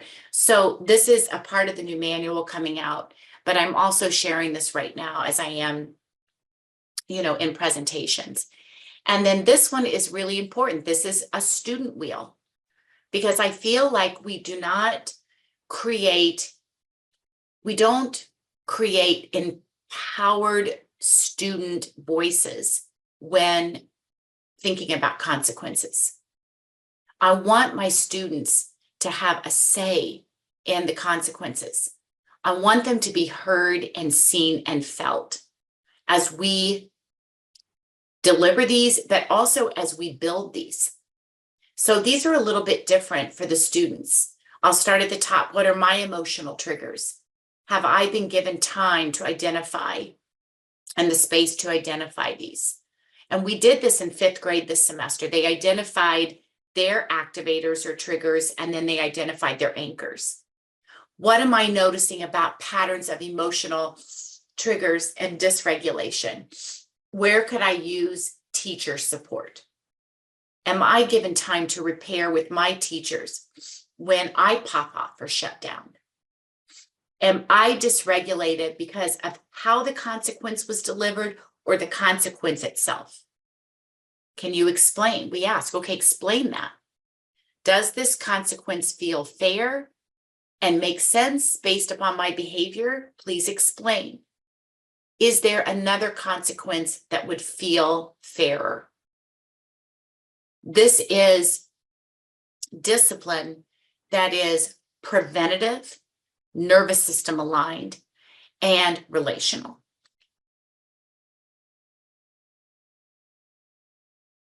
This is just fascinating research that I wanted to share with you just for a moment. And this is talking about stress also provokes aggression. I just think that's fascinating for the simple reason that aggression reduces stress. So a number of things buffer the stress response during a psychological stressor for a rat. This includes running on a wheel, eating, gnawing on wood in frustration. Amid this, one of the most, effective buffers is for the rat to be able to bite another individual. Such displacement aggression is a reliable stress reducer. So think about this in our world. The increase in rates of spousal and child abuse during times of economic stress is but one of the many examples of stress-induced displacement, aggression in humans. So I think of this with my students. Oftentimes we'll see aggressive behavior, and I'm not excusing it, but for me to reach beneath that and to understand that that is the way that this child or adolescent or even this adult has learned how to deal with conflict, to know that that actually dampens down the stress response is eye-opening for me. And I wanted to share that with you as we move through this. This is for PLCs, for staff meetings, for department meetings. And this is looking at the collective adult nervous system in a school. At the root are the questions, are the kind of the foundation that support the questions that we need to be asking one another. Is there in our buildings an awareness? I'm looking at the root now, the awareness of the educator nervous system states. Are we checking in with ourselves? And what does that look like? Are we really exploring current discipline practices? And are we being intentional when we think about being trauma accommodating about tier 1 practices for all students and staff? And are we exploring our current ideology about discipline protocols? And then in each of the leaves, we've been very intentional about creating questions that really address where we are personally in our values about discipline, about engagement, about academics, and then where are we as a grade level or as a department, and at where we are as a building. This is a graphic we can use all year long, taking a question, maybe a question a week, a question a month, but we are really moving from the inside out, as I mentioned before, really being reflective and asking some of the hard questions. We cannot address learning loss until we address the emotional and social loss. And our brains develop that in alignment with a child's needs, building from the brainstem to the cortex, from safety into executive functions. When we feel safe, our nervous systems and entire bodies undergo a massive physiological shift that primes us to be healthier, happier, smarter, and to be learners and problem solvers. Healing is not about curing. It's not about fixing. There's not an algorithm or a solution. It's integrating that nervous system, because our cardiovascular system, our digestive system, our immune system, our perceptual systems all play into the ways that we sense and feel and think and move through our world. Emotions are contagious, and kids in stress create in adults their feelings. And if we aren't trained, if we aren't mentored and prepared, we will mirror that behavior. Our bodies hold the state of our nervous systems, and we can't tell the difference between physical and emotional danger. And this is why we have physical reactions to highly charged situations. And I love this word recalibrate. It means to reset our nervous system. Think of it as neural retuning. I get to do it over. That in the next moment, I get a fresh start. And this is where we need co-regulation. We need each other to be able to do that. I'm checking my time. Trauma is defined in so many ways. And I want to be very respectful when I define trauma, because it happens on a continuum. And as Gabor Mate says so often, it's not what always happens to us, but it's also what happens inside of us. It's when sensory information is coming in too much, too fast, too soon, or too late, or too little. When we think about neglect, which is 75% in this time of DCS calls, and for too long, we think about developmental trauma. It impacts our physiology, and it breaks apart our experiences. We don't have a narrative to the trauma. That's why we get emotionally triggered, meaning some of the keys in our life get stuck on an on or off position, and we don't have access to them. We call these the constituents of trauma. And this is why we see kids get triggered, because our sensations get fragmented. images that we see can throw us back in time, and we think, even though it's November or it's May 17th, if I see a fork, a red dress, if I see a silverware drawer, if I see a bearded male, if I see a hooded sweatshirt, those images can throw me back to a time where it was terrifying. And I went through a traumatic experience. And so my body and my brain cannot tell the difference. They don't tell time. That brainstem doesn't tell time. So I have a reaction. Our behaviors change from those pieces of trauma. Our affect changes. And then we put a whole new meaning, which we call trauma logic, to this work. And this is actually an exercise developed by Dr. Peter Levine that we go through in our certification at Butler. And when I'm working with schools doing an all day or a few day, we go through this as the adults. So images, smells, the way we see things, sounds can throw a student into a fight, flight, or a shutdown. And we begin to punish those fragmented sensations that are a part of a child's past traumatic event. Most behavioral challenges represent a kind of kindling. A minor stimulus, this is what kindling is, a minor stimulus kicks off major responses. And when we, the adults, understand this, then we can begin to address that nervous system. It's a mindset shift. It's not about intentional behavior. It's not about manipulative behavior. It's not about entitled behavior. Again, we typically, as adults, come to this from a very cortical response, leaving out the nervous system. Our nervous systems know how to down-regulate defense, but we need each other by our side, and that's co-regulation.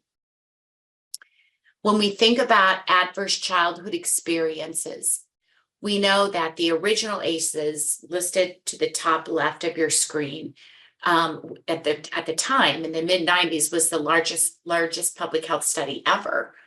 And today, there are many more adverse childhood experiences being studied, and this is not an all-inclusive list. There are many more, but these are the ones that we have collected that are in the current literature.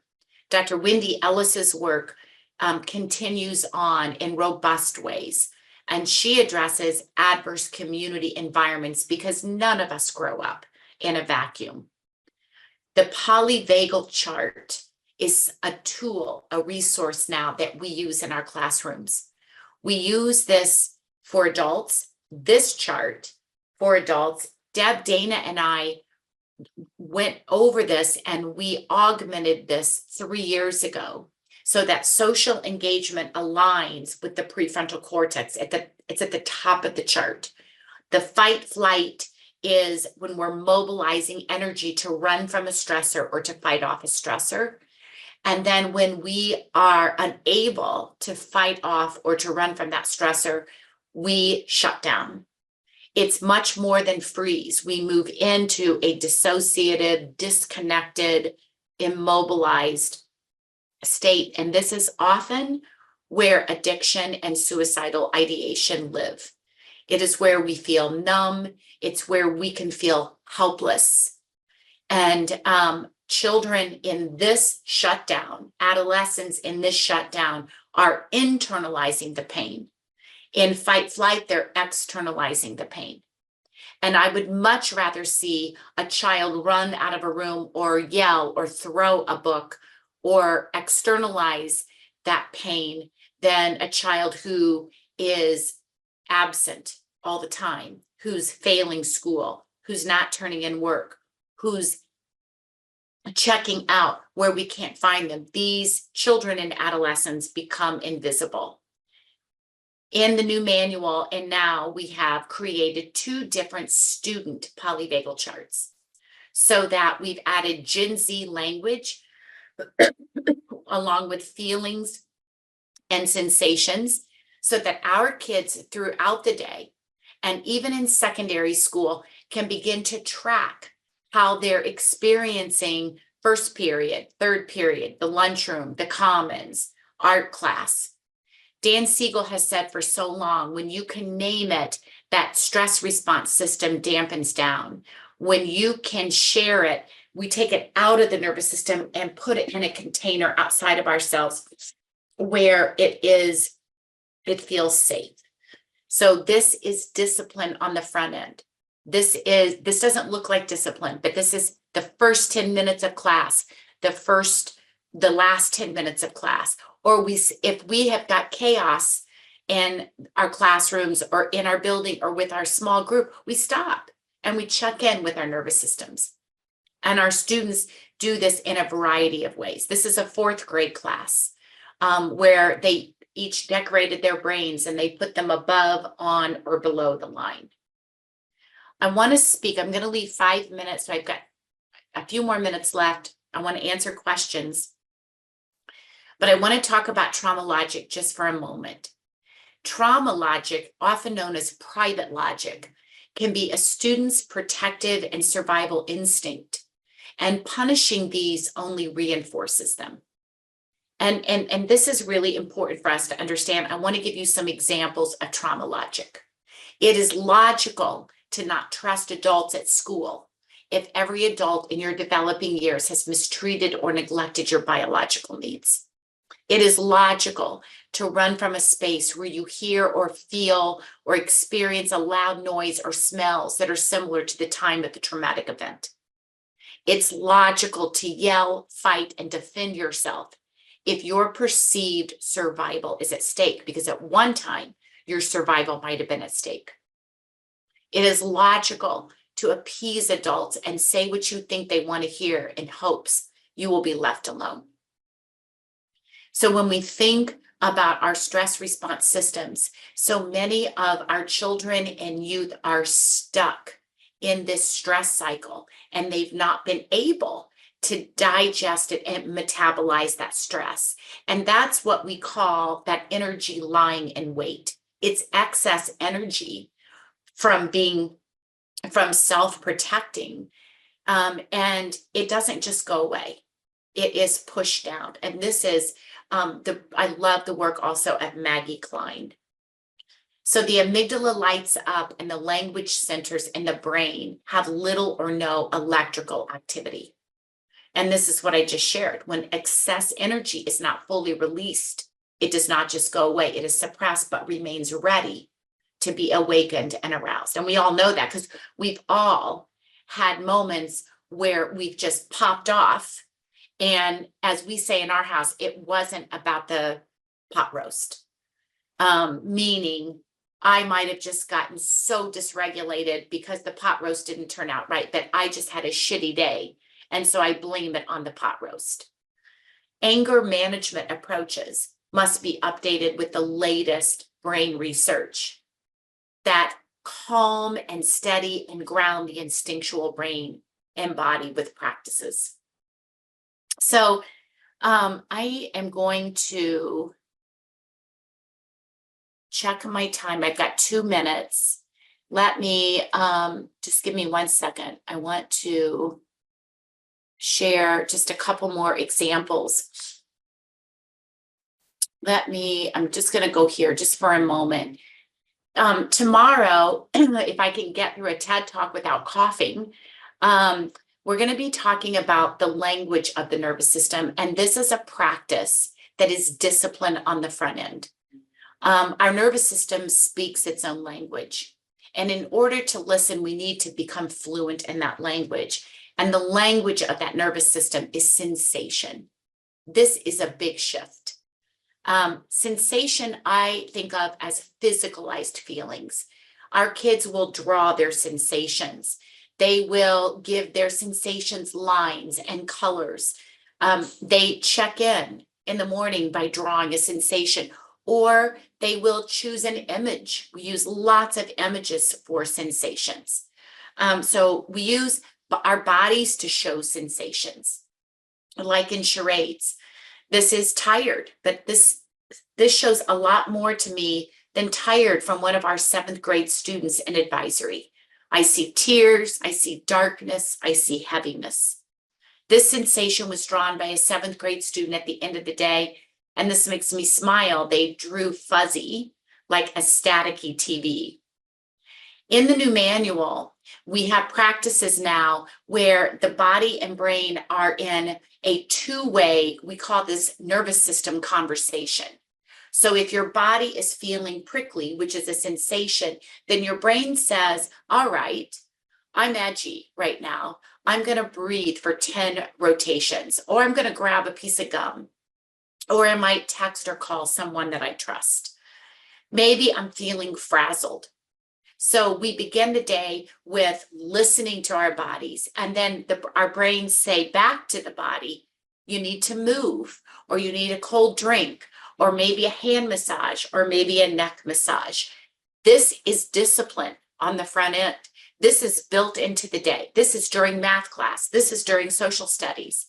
This is at the beginning of the day. This is at the end of the day. And this is as much for staff as it is for students. So I have 1 minute. This is my last practice I want to share with you. And this graphic is on my website.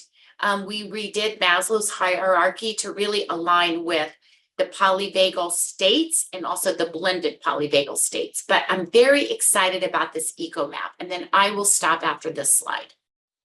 An eco map is a touch point. An eco map shares touch points of connection, and they can be people or places that support or nurture us in our dysregulation. We use these in 3 ways, and we started using these this semester. And my colleague, Rob Belts, has really taken this into his classroom, and I'll share with you what that looks like. So one way to use this is to do it yourself. I really recommend that, is to get a feel for what your eco map looks like as an adult. So you put your name. I know Guy's on this call, so Guy would put his name in the center. And then he would identify the people and the places that, you know, are strong connections for him, maybe some that are unsteady. They're building, you know, they've got potential, but they're not quite there. And then stressful connections, places that feel stressful, people that feel stressful. The second way to do this is when we think about the students that we sit beside, as a team, we come together as a 3rd grade team, as an English department, as a teams meeting. And we collectively together think about who are the touch points for the student, who are the adults the student trusts, where are the strong lines, where are the unsteady lines, and then where are the lines that feel stressful? Are there places that we already know that this student struggles with? You know, maybe cafeteria is a stressful place, maybe the bus. Then we give it to our students. That's the 3rd way. And so Rob did this with one of his, either a 2nd grade or 4th grade students. So Rob wrote in as the students shared their connections. So Rob explained this. The student was in the center. And then this student, after Rob gave him this kind of a brainstorm list of places, then you can see recess was a strength. It was a strong touch point. His teacher was not. Whatever was happening after school felt stressful to this child. Family felt stressful. The bus feels like it has potential. Mr. Belts, who is, Rob did this with him, is a strong connection. Getting ready for school was stressful. And then he showed a broken line with his brother. These are powerful practices that help us as a grade level, as a school, individually. They give our students some voice, some empowerment, some relief. These are touch points, and eco maps are powerful. And I can't wait for, I'm excited to begin to use these more and more over the next few years, but this is also a practice in the manual as well. So I'm going to stop there. And let me see. Hi, Emily. Hi, Lori. What a fantastic presentation. I mean, just such powerful information. So sorry about my coughing and sniffing. I think we can all relate with allergies and pollen, and so no worries. Yeah. So I don't see any questions. There was someone that had requested this recording, and also the one from this morning, which an email will go out sometime next week, and you will receive Lori's presentation and every presentation from this breakout room, all the other breakout room presentations, as well as the conference this morning. So thank you again, Lori. We really appreciate you being here today. Thank you everybody. Emily, thank you. You're welcome. Our next speaker is Guy Stevens.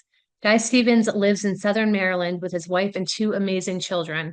He is the founder and executive director of the Alliance Against Seclusion and Restraint, AASR, a nonprofit he started in 2019. AASR is a community of over 30,000 parents, self-advocates, teachers, school administrators, paraprofessionals, attorneys, related service providers, and others working together to influence change in supporting children whose behaviors are often misunderstood. He has presented at conferences and events across North America and guest lectures for undergraduate and graduate courses as a national expert on the issue of restraint and seclusion. Guy, thank you again for being with us today, and I'll let you take it away. Thank you, Emily, for the introduction. You know, I feel like I was here 6 hours ago presenting as well. You were. You were. Wow, what a day this has been. And you know, I realize I get the privilege of kind of helping to start the day off. And you know, as we're kind of nearing the latter part of the day, get the privilege of coming back again. And am honored to have you know, all of you that are here with us right now, and that have been here throughout the day, and that might be watching this later. I've been here the whole time and enjoying the presentations, probably much like you. I'm fortunate enough to know and be connected with a lot of the speakers that are speaking over the event, you know, today, including Lori and Gareth, who I really enjoyed hearing, and I'm sure that all of you did as well. Always such a pleasure to hear that. I'd like to, you know, we've got a little bit of time here, and what I've got to share, I'll be pulling up a deck here in a moment, but what I've got to share probably won't take our whole time, but I'd love to know, and just take a minute to check in with everybody. If you're watching right now live, and it looks like we've got a number of people that are on live, I would love to know who you are and where you're from, and who you are, you know, tell me your role as well, if you wouldn't mind. I'd love to know, you know, do we have families, educators, kind of at this point of the day, you know, who's on here with us? So if you wouldn't mind taking a minute in the chat, if you're watching right now, and just say hello and let me know who you are and where you're from. And I see Janine has already jumped in to senior staff attorney. But anybody else that's watching right now, you know, let me know. I would like to get a feel of kind of who's on as I get started here. And great to see you, Sydney, as well, from the ACLU. And I know we probably have people from all over. Okay, great. Occupational therapist, previous special educator from Massachusetts. So we have a lot of people kind of joining from not only Massachusetts, but probably in other parts of the country and world. Speech language pathologist, fantastic. Thank you so much. It's good to know. Sometimes when you're in an event like this and you're talking to a screen, you kind of forget that there's people on the other side of that screen, and it's actually really nice to be able to connect and just see your name and where you're from. So I appreciate you sharing. I see somebody here from Canada as well, educational administrator. So we've got a lot of people from a lot of different areas, probably with a lot of different backgrounds and experiences. So let me go ahead and pull up my screen here. And if you haven't said hi yet, please do. I'm going to enjoy kind of seeing who you are as we go through this. So I am going to share my screen here, and if all has gone as it should, you are now, for the second time today, seeing my screen. And of course, keeping in the spirit of today's event, you know, talking about keeping kids in classrooms, what I'm really going to be talking about today is how the Alliance Against Seclusion and Restraint might help. And I'll dig into that a little bit deeper here as we go as well. Many of you were probably here this morning, but if you're not, just as a bit of a refresher, of course, my name is Guy Stevens. I'm a founder and executive director of the Alliance Against Seclusion and Restraint. I'm a father of a couple of amazing kids who really are the inspiration to my work in multiple ways. Not only was my son kind of the inspiration of my work based on what he experienced being restrained and secluded, but my daughter, who is now in high school, she really, your kids pay attention to the things that you do, and she is now very interested in neuroscience and psychology, and has actually even created a presentation that played at a conference in Canada last summer for one of our other speakers here at the event, Susan Hopkins in the Merit Center. So my kids are really a big part of what I do. And of course, I have a strong focus about doing better. And when I talk about doing better, it really is about how do we do better, not only for kids, but also for teachers and staff and everyone, because I think that very often we talk about things in relation to school, and we talk about things in relation to kids, and we sometimes lose track of the fact that really to make a meaningful change, it means changing things throughout the system. You can't be trauma informed if you're only thinking about the impact of trauma on children, if you're not thinking about the way that trauma can affect staff, or the way that trauma can affect even our families and our parents as well. So I'm a big believer in what we can do to do better. And that's why an event like today is really exciting to me, because this event is really all about what are some of the things that the schools might consider doing to better support kids that have oftentimes found themselves on the other side of punitive and exclusionary discipline. So as you know, and as I kind of started to talk about, I'm going to be taking probably a little bit different angle on this than our previous speakers, because I'm not here to tell you kind of about a single approach or kind of a certain methodology, as Gareth and Lori shared with you this afternoon. I'm here to kind of talk about, from the perspective of the work that we do at the Alliance Against Seclusion and Restraint, how we might be able to help. So if you're in a school or you're working within a system or a district and you're looking to bring in someone that can help with the work to reduce the use of punitive, and exclusionary discipline, to reduce and eliminate the use of timeout rooms, how might the Alliance help? If you're a parent or you're an advocate, the same really holds true. I mean, my hope is that what I'll share with you might put something in your mind and you think, well, gee, our school's looking to do some work here. How might the Alliance be able to help? So it's a different presentation than I usually give. Usually I'm talking about the things that I'm very passionate about in terms of the science, the neuroscience, and trauma, and kids being misunderstood. Really, my focus here for the session is to talk a little bit about how the Alliance might help support your school or your system, or the journey that you're on in terms of reducing and eliminating punitive and exclusionary discipline. So again, different kind of focus than the last couple of sessions here. I've shared this morning a bit about the Alliance. I'm not going to go into our whole story here, but the Alliance is a nonprofit. We're a national nonprofit. And in fact, I often joke international, because we have a lot of friends and allies and people that we work with from really across the world. I know we had a number of people joining us from Canada here, and we've got quite a few volunteers in Canada with the Alliance. When we do live events, we very often have people from New Zealand and Australia. A lot of the things that we're, talking about and that, you may be working through in your school or your system are issues that are affecting people all over the world. And we live in an age that we're able to connect with people in ways that we weren't able to do, 20 or 30 years ago, which is a fantastic opportunity. So we are, and this is something that I'm really proud of. And I know Emily mentioned it kind of in the intro, but when you think about the Alliance is a community of, yes, parents and self-advocates. We have a lot of autistic self-advocates, but we also have a tremendous number of teachers, administrators, paraprofessionals, occupational therapists, speech therapists, attorneys. And what's unique here is that although we're kind of a organization advocating for change, we're also bringing forward solutions. And we believe very much in collaborating and working with people That's how you get things done. And I'm very proud of the fact that, you know, our organization, even if you go down to the volunteers that are part of our organization, a lot of educators, a lot of people that are out there on a daily basis working in schools and working to support kids. And of course, our work is really trying to help kids that are often being misunderstood in the name of behavior, and trying to move away from some of the punitive and exclusionary discipline that really does lead to a lot of negative outcomes. You know, a lot of, you know, we've talked about this morning, you know, the impact of misunderstood kids is restraint, seclusion, suspension, expulsion, corporal punishment, the use of timeout rooms. And of course, you know, the idea of the preschool to prison pipeline, we know is alive and well. So that's who we are. We're on a mission. We're on a mission really about influencing change.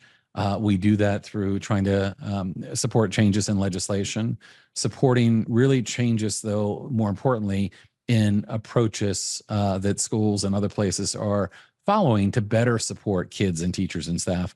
So we really heavily focus on education. While I've been known to provide testimony in you know, legislative hearings across the country, and I think that's important, laws are not the answer at the end of the day. It's really about changing hearts, minds, and approaches and the things that we're doing.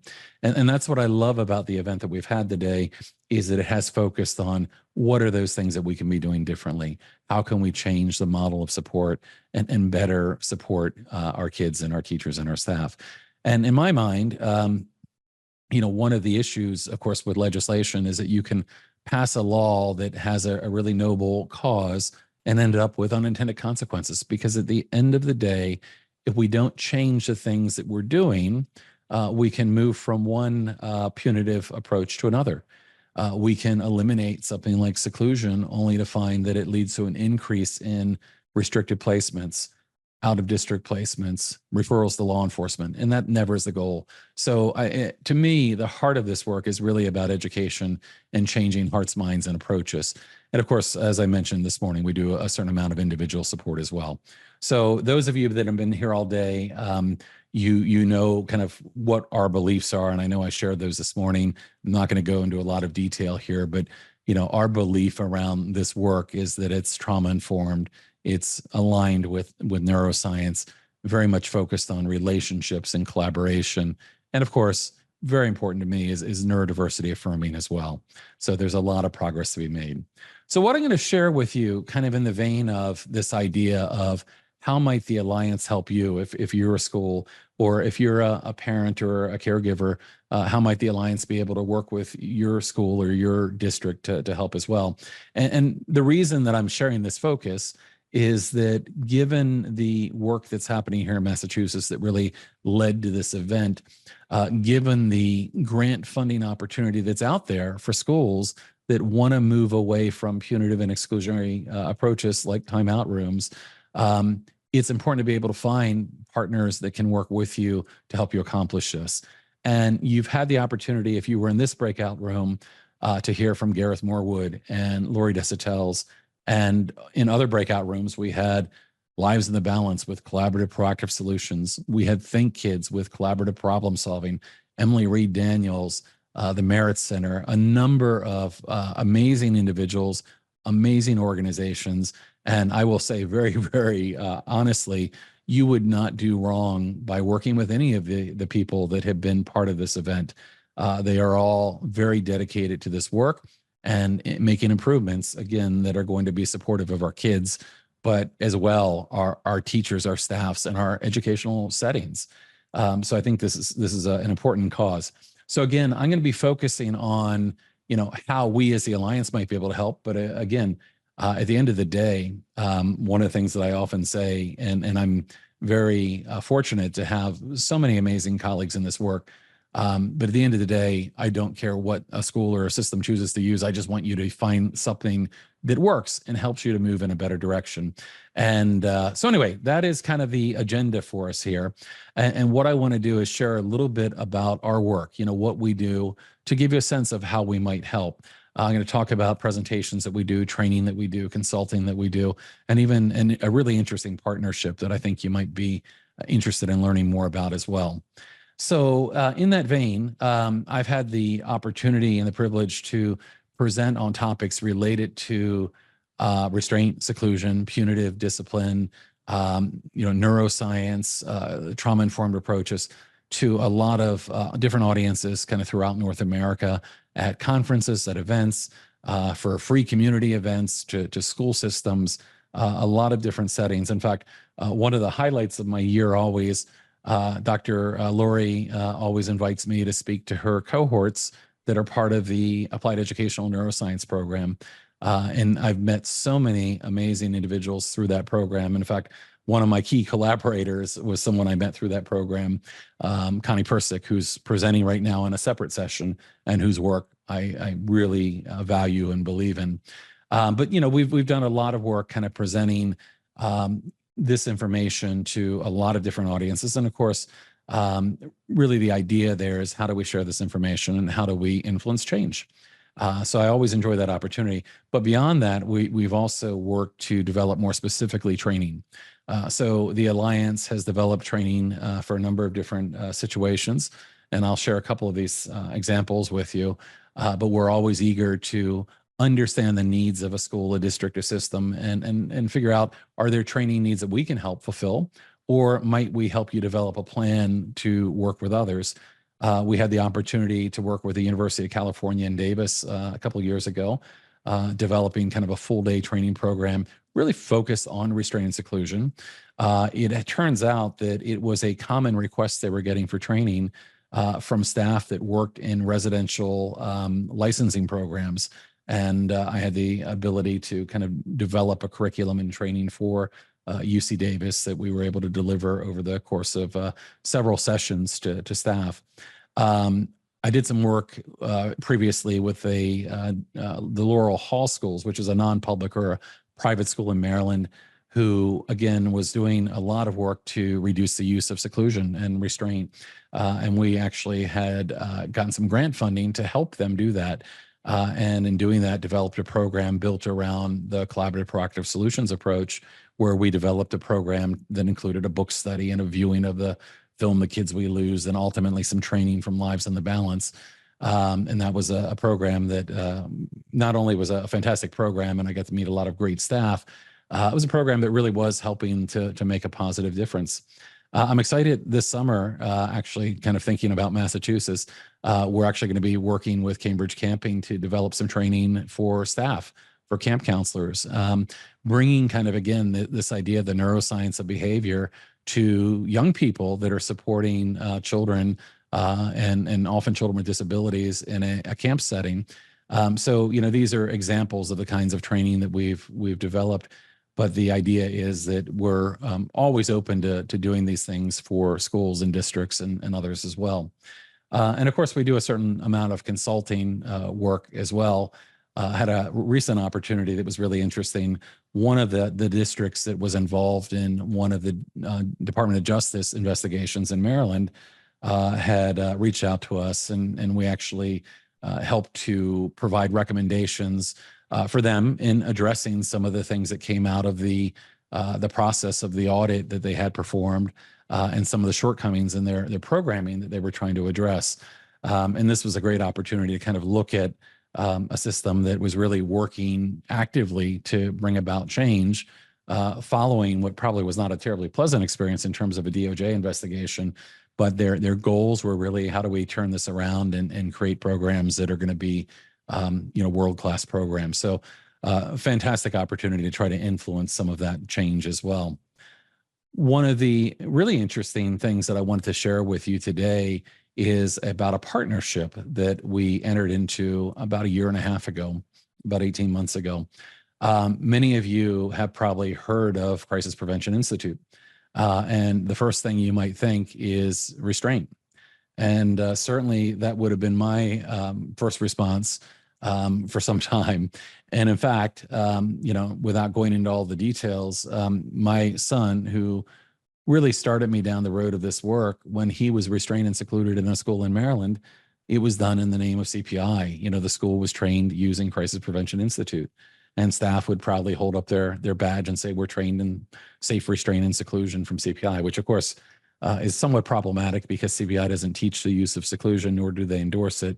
And if you know anything about restraint, there's really no such thing as a safe restraint. There is always a certain element of risk anytime you use a physical intervention. Training does help to reduce it, but there's always risk. So my very first run-in with CPI was not necessarily a positive one. However, about 3 years ago, the president of CPI reached out to me and wanted to have a phone call. And my initial response was, uh-oh, what does CPI want with me? We had a phone call, and it was an interesting call. Susan Driscoll, who's the president of CPI, had come across the work that we were doing and was inspired by some of the work that we were doing, had been watching many of our live interviews and programs, and expressed an interest in kind of learning more about what we were doing. It was an interesting conversation. I shared with Susan, I think at the time, some of the concerns that I had around the training industry as a whole in terms of crisis management. One of the interesting things that came out of that conversation was an opportunity. Susan asked if I was interested in taking their training. And I said, sure. As an advocate, I thought it would be really worthwhile to see what they were training. And I did. And I took the full Train the Trainer program at a location in Baltimore, completed a 4-day training program. And when I took that, I had a lot of thoughts. I had a lot of notes. And of course, in the backstory here, my son had been traumatized by restraint. There was a certain difficulty about this for me, but at the same time, I thought it was really important. And when I finished that training, I called Susan back, or sent her an email rather, and said, I finished the training. If you're interested in my feedback, I'd be happy to share it with you. And she said, of course. So we had a very lengthy conversation where I shared some of the concerns that I had around the training that I saw. And the training that I saw was the Nonviolent Crisis Intervention Training, 2nd edition. And I had concerns that the training really wasn't trauma-informed, it wasn't neuroscience aligned, it wasn't person-centered, didn't really take into account the risk of restraint, didn't take into account the trauma that a physical restraint can lead to. I had a list of things that I found concerning and shared this with Susan. She was very receptive. That conversation ended, and to my knowledge at that point, that was the final conversation. But several months later, I heard back from a colleague at CPI who approached me about the potential of collaborating. And without going into the whole story, my initial response was, no, I don't think so. You're CPI, you teach restraint, and I'm the Alliance Against Seclusion and Restraint. I'm trying to reduce and eliminate these practices. However, I'm always happy to have a conversation with anyone, even if we might not be on the same page, because by having a conversation, sometimes we find common ground. And if we find common ground, sometimes we can solve problems. And it turns out that the gentleman that had reached out to me, we had a series of conversations. I learned that he had actually recently retired from CPI. He was helping them with a special project he was interested in me collaborating on. And he and his wife were moving to Florida and eventually planning to do some advocacy work around helping children. I also learned that his wife was an occupational therapist, later had an opportunity to talk to her and get to know her. And I joked with him that, that your wife kind of increased your credibility with me. We continue to have some conversations and eventually talked about this idea of collaboration again. And I remember kind of saying to him, I said, well, if we were going to collaborate, I'd really want it to be something that could be meaningful and deliberate and affect change. I said, if we were going to collaborate, I'd want to know that, that CPI was aligned with our goals of eliminating seclusion and reducing restraint. And I suggested to him that, perhaps if CPI is willing to put out a press release and say that they're collaborating with the Alliance towards common goals of eliminating seclusion and reducing restraint, that would be a really good starting point. Much to my surprise, he took that back to Susan Driscoll, who said, sure. And subsequently put out a press release that we were going to be collaborating towards common goals of eliminating seclusion and reducing the use of restraint. And that started a series of conversations where I shared with Susan my passion for a lot of what I've been learning, about neuroscience, around trauma, around the need to have a different approach. And ultimately, those conversations led to an invitation from Susan to present to staff at CPI about what I was calling foundational brain science. You've heard some of this foundational brain science this morning, this afternoon, from a number of the guests here. And to me, that information is so transformative into how you look at behavior, whether it be your own behavior, the behavior of kids, or any other human. And when you begin to see behavior through the lens of the brain and body, it really changes everything. So I had the opportunity to do this presentation. And eventually, following that, we had some discussions about creating an entirely new program from the ground up that would truly be in the space of prevention. And that was one of my initial critiques, was that, Crisis Prevention Institute, that there wasn't enough in that prevention space, and that's where we needed to focus. If you remember the quote I shared earlier today from Desmond Tutu about, rather than pulling people out of the river, it's about going upstream and figuring out why they're falling in. And to me, that's the prevention, going upstream, figuring out why people are having a difficult time, why they're getting escalated, and what that's leading to. So we began about 18 months ago a collaboration to develop an entirely new program from the ground up, something that was different from anything that CPI had done before, not something based on crisis management, but really based on how do we prevent behaviors and how do we prevent situations in the first place. The new program is actually nearing completion and being launched next month, and it's called Reframing Behavior. And I had the opportunity to be a lead contributor to this program, along with one of my amazing colleagues as well, who I mentioned earlier, Connie Persick. Connie and I have both been very involved in this project. And this new program is really all about looking at behavior differently, changing your perspective around behavior, becoming aware of your own brain, body, and nervous system. Because this work, as Lori said and others have said, begins with us, begins with the adult, begins with a regulated nervous system that we need on our part.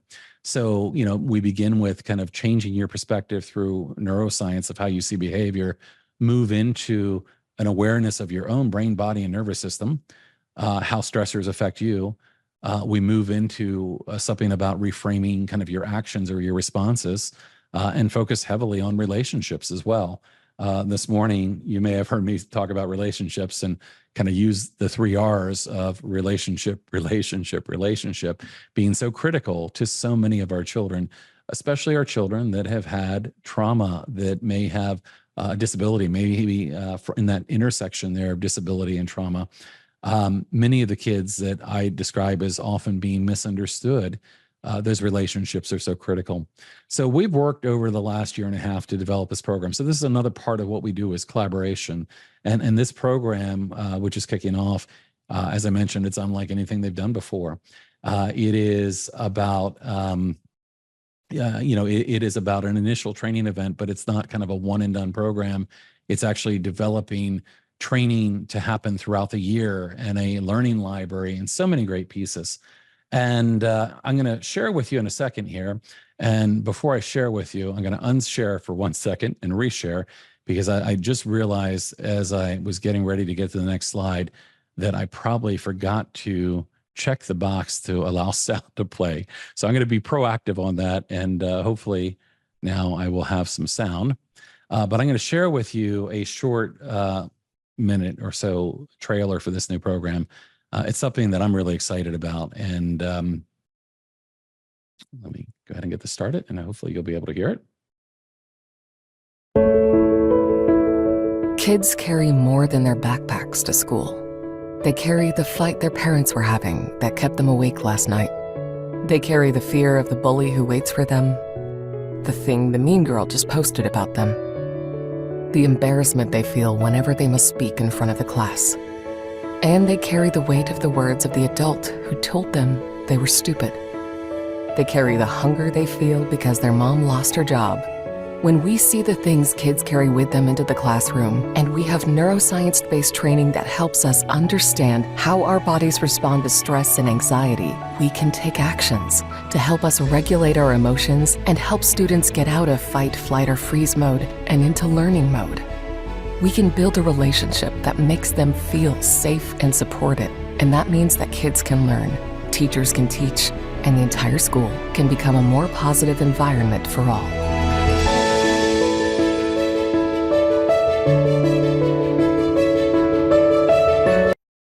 You know, I still find when I watch that, you know, the team that put that together did a fantastic job. But when I watch that, every time I feel a little, almost a little choked up, because it really is. And let me just get my slide on the right slide here. It really is such a significant, different kind of program than what you might think about when you think about CPI. And it really is a tremendous shift. It turns out that as I'm presenting right now to you, Susan Driscoll from CPI, the president of CPI, is presenting about reframing behavior in another breakout room. My colleague and friend, Connie Persick, who very much was involved in the creation of this new program, is also presenting in one of the other breakout rooms as well. But anyway, that was something that I wanted to share. That's kind of some of the work that we do. It's about presenting, it's about training, it's about collaboration. And that's how we make a difference. I'm not going to read these to you, but you know, there are testimonials on our website about the work that we've done with various organizations and individuals, and really pride ourselves on building kind of relationships and working with people. One of the things that's really exciting to me is that, you know, through this work, we've had the opportunity to work with people like Lori and Gareth and Susan Hopkins of the Merit Center, and Stuart Adlon, who they were talking about Think Kids this morning. You know, all of these people who are out there really doing amazing work. So that's a little bit about the kinds of things that we do. So how might we help, you know, your school or district? Those are the kinds of things that are within our capabilities, whether it be developing training, collaborating with others, or, you know, consulting. You know, these are ways that we might be able to help a district that's looking to make a move. In terms of kind of what makes us different, certainly we're very focused on science, on neuroscience, but we're also a little different here in the context of the other things that you're going to be looking at today and throughout as you go back and review these. We're not kind of a single solution, like here's the training solution that we provide, yet we can come up with an approach that might be multi-tiered and involve different kinds of training and have the connections and collaboration with a lot of different kinds of providers. So we've got a lot of fantastic connections. And of course, we are very focused on this topic of punitive and exclusionary discipline and how we can make a change there. So as I mentioned, you know, our work is heavily based on neuroscience. You've probably already gotten a lot of neuroscience today. Many of you probably already have some of this background. I think many of the people that might have opted to join an event like today are probably people that are already on a journey, and hopefully you know, doing some of these things already in your schools or in your the locations you work. And you know, maybe you have the opportunity to share this with others that you're trying to bring along with you. But in my mind, when you begin to learn about the neuroscience of behavior, it really does change everything. It changes the way you see others and the way that you see behavior. And it just makes sense, you know, when you understand that, you know, not all behaviors are intentional, that we have these kind of bottom up or body up, you know, behaviors that are driven by our brain and our nervous system. And really the purpose of the brain and nervous system to keep us alive. When you understand kind of some of the parts of the brain, and, you know, Lori was talking, you know, quite a few times about kind of the cortex, the thinking, logical, rational part of the brain, and made the point of, you know, when we're dysregulated, that thinking, logical, rational brain is not online. Not only is that true, the way that brain development happens, it happens from bottom to top and from inside out. The last part of the brain to fully develop is that prefrontal cortex. And what that means is that, you know, children do not have the same functional capacity as an adult. And in fact, when we're born, infants are almost entirely kind of stress or need-based behavior. As kids grow and as their cortex develops, certainly they begin to get more capacity through their cortex and more capacity in terms of functional executive function. But much of the behavior that you see, especially from very young children, in fact, are not intentional behaviors, but are very often stress responses. That relates back to brain development. we talked this morning a little bit about the impact of trauma.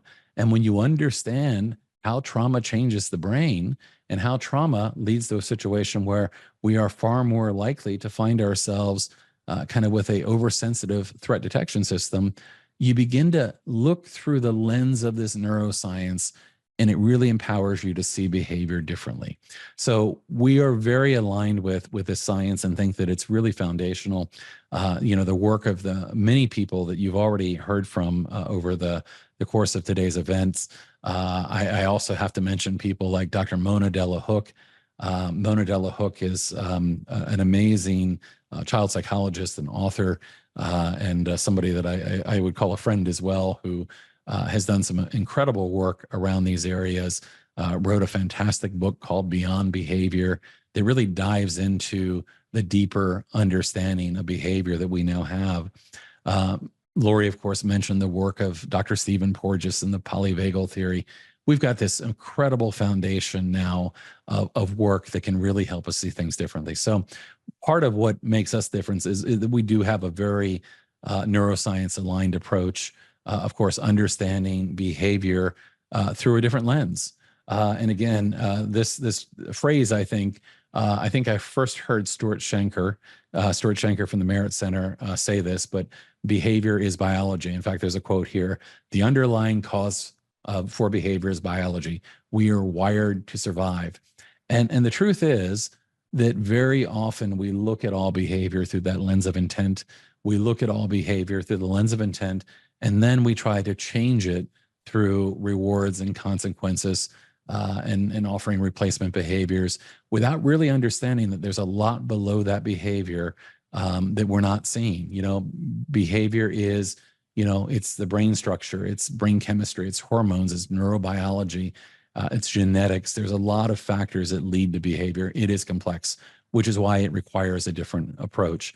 So we are very tuned into that idea that, our brain and our nervous system, the impacts of trauma are critical if we're going to change the way that we're supporting kids who are often having a difficult time. Lori said it, I said it this morning as well, reframing the idea of discipline, to really, if we look at what discipline should be about, it really should be about teaching. How do we help people to develop skills, abilities, understand and manage stress, understand the responses from their nervous system? When we can affect these kinds of changes, we can affect real, lasting, and sustainable change. So I mentioned this quote before, but the reason I bring it up here again is that, and again, there comes a point where we need to stop just pulling people out of the river. We need to go upstream and find out why they're falling in. The reason I included this here is, in my mind, neuroscience is up the river. Understanding why they're falling in is very often because we don't have that understanding of behavior, and the things that we're doing are not only not working, they're often leading to more, not less, of some of the behaviors that we're so desperately trying to sometimes control. So again, this neuroscience piece is so critical to all of this work. In terms of our approach, and again, I won't go into this real heavily here, but I just want to make this point that, if you're a school or district and, you're looking for someone to support your work, maybe you're looking at the grant to help you to eliminate the use of timeout rooms. If you're working with someone like us, what it looks like is maybe a little different than what it might look like to work with someone else. And that's because we approach this from a different standpoint. We're going to begin by doing some discovery, trying to understand who you are, what your unique challenges are. We're going to move into kind of developing plans and figuring out how to implement those. And it's a little bit different process. In my mind, it's always about discovery. It's always about understanding what someone's individual needs are. Not every 2 schools or 2 districts have the exact same need for a solution. And very much one size often does not fit all. So what we have found is that, kind of conducting some initial research with leadership and key staff is critical in developing a solution. If we're going to be developing a solution, we need to understand who's being affected and what the problem is. We need to understand what some of the concerns might be around the issue from different stakeholders, whether it be educators or families or others, and might need to put our own eyes on something to kind of see or do observations to, again, understand and assess needs. So again, it's not just a matter of here's a solution, we're going to bring it in, and everybody's going to get trained, and then everything's going to be better. It's really about starting with that discovery, figuring out what the needs are, and then developing a plan that's responsive to the needs. How in this case, if we're looking at reducing the use of timeout rooms and then looking at the needs that we heard from a school or district, it then comes down to what's the right plan to develop training. What kind of methodology might we want to put in place to track our progress? What data do we have to look at and kind of assess where we are? So, again, we would approach this from a standpoint of discovery, development, and then implementation, which is putting things into place. And again, given that we're, not a single provider, yes, we can offer training, but we can also say, well, gee, it might be really helpful if you take some senior staff here and have them go through Lori's applied educational neuroscience program. Or, hey, it might make sense to begin using Connie Persick's Y toolkit in these classrooms that are having a lot of issues around implementing functional behavioral assessments. It really is about, kind of knowing, and I've been working with Emily for quite some time, and Emily, Emily's story this morning brought back a lot of memories from some of our early conversations. And of course, I've met Emily's son, Cole, who is amazing. I look forward to coming and cooking with Cole one day. But, kind of thinking about the journey that Emily and I have had together, it's been, connecting with people like the people that are here today. Emily has made those connections and brought these people to the attention of the group that is working on this event. And that has a lot of power. We have a lot of those connections to say, hey, here's the people that we want to bring in, people that, may not be common names here in the United States. Gareth's work, fantastic work. I love Gareth. I love hearing him talk. He kept mentioning his boss, Professor Andrew McDonnell from Studio 3, fantastic human being, does amazing work, has written a couple of great books as well as literature reviews and some scientific research. Andy's work is fantastic. And I keep telling him, like, we need to get low arousal here in the United States. So we have those connections that, a single provider might not bring to you, and can make recommendations to put together a really robust plan for a school or a district, whether you're in Massachusetts or anywhere else. And as I mentioned, we do have a lot of connections, and that's what a lot of our work is really based on, is how do we bring people together? Even within our volunteer community, we have numerous educators and social workers and, self-advocates and others, and getting those diverse voices together, speech language pathologists, is really helpful, not only in the community that we've built, but in solving problems. We need to bring various perspectives into the solution. I think Gareth made that point really well. It's not just about coming in and imposing something, but it's also about kind of understanding the people that we're working with, and again, collaborating with.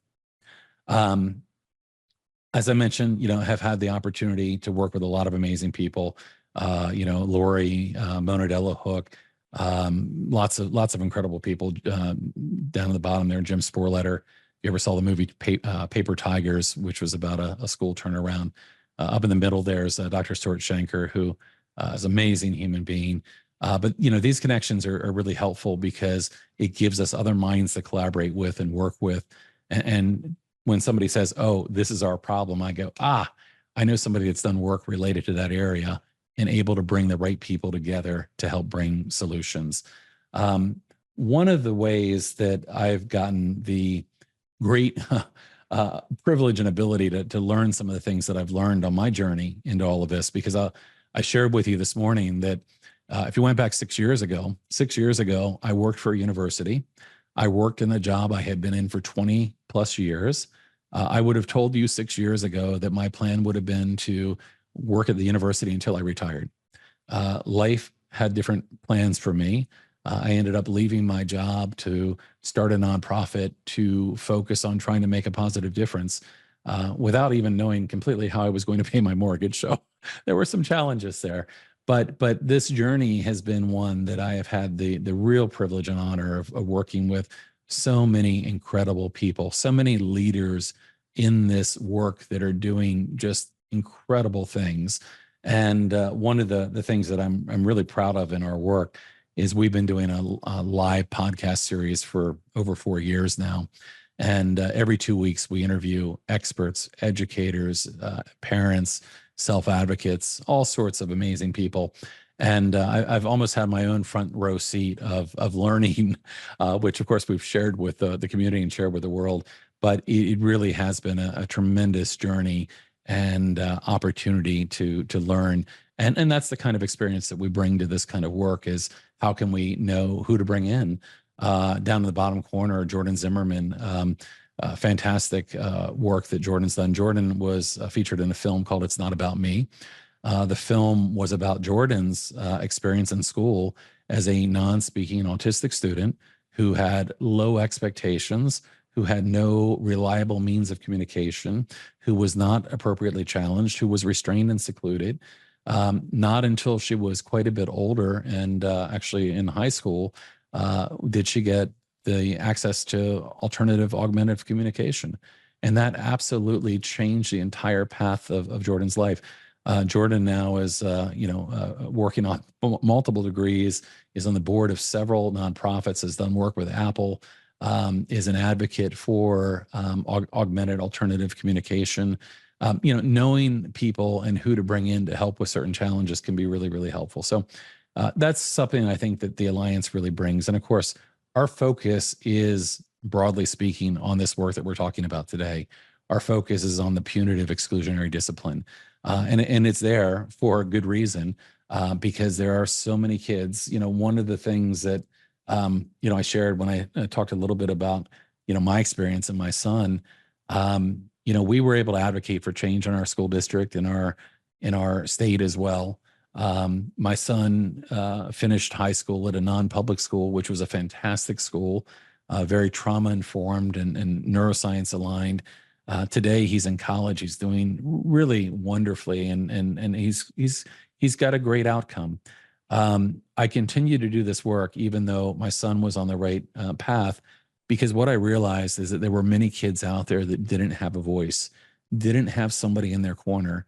And it breaks my heart. It breaks my heart to know the kids that are getting pushed down that school to prison pipeline. And this is avoidable. We can affect change here, but we've got to really critically look at these practices, know the harm that they're leading to, and make a resolution to do better. And again, that doing better is not just doing better for the kids. We found that schools that, for instance, eliminate seclusion and reduce restraint, what happens? They end up increasing teacher satisfaction, decreasing staff turnover. I mean, these are important things, especially as you think about the challenges that are out there today. So I'm really hopeful. And in fact, this is our focus. It's on that punitive exclusionary discipline. It's knowing the harm that can happen, but it's also that message of hope, realizing that we can do better. And back to, kind of the Maya Angelou quote from this morning, do the best you can until you know better. And then when you know better, do better. We have an opportunity now to really do better. I talked about this morning a little bit, and I just will kind of end here shortly on this as well. But this punitive discipline cycle, this discipline trauma cycle really is key to this work. Understanding that kids that are far more likely to be on the wrong side of punitive and exclusionary discipline are already kids that have that trauma background. Understanding the impact that trauma has on the brain, the real impact that trauma has on the brain. What happens to the amygdala of a child that is chronically in stress and trauma? That amygdala becomes oversensitive. It becomes a oversensitive threat detection system, which leads to a child that becomes hypervigilant, always on alert, always waiting for something bad to happen. And that child is far more likely to have distress behavior. And if we don't change what we're doing, if our response to distress behavior is a demand for compliance, is trying to push someone to try harder, we often find that escalates the situation, leads the child into a fight, flight, or freeze, leads to a big behavior that then leads to additional punishment. And that punishment itself, again, invoking further trauma. So, again, this work is really critical because we have a cycle.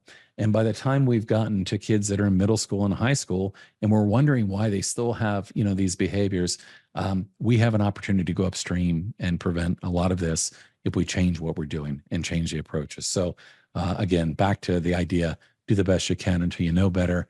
And then when you know better, do better. We absolutely have an opportunity here. So in terms of next steps, I've shared with you a little bit about kind of who the Alliance is and what we do.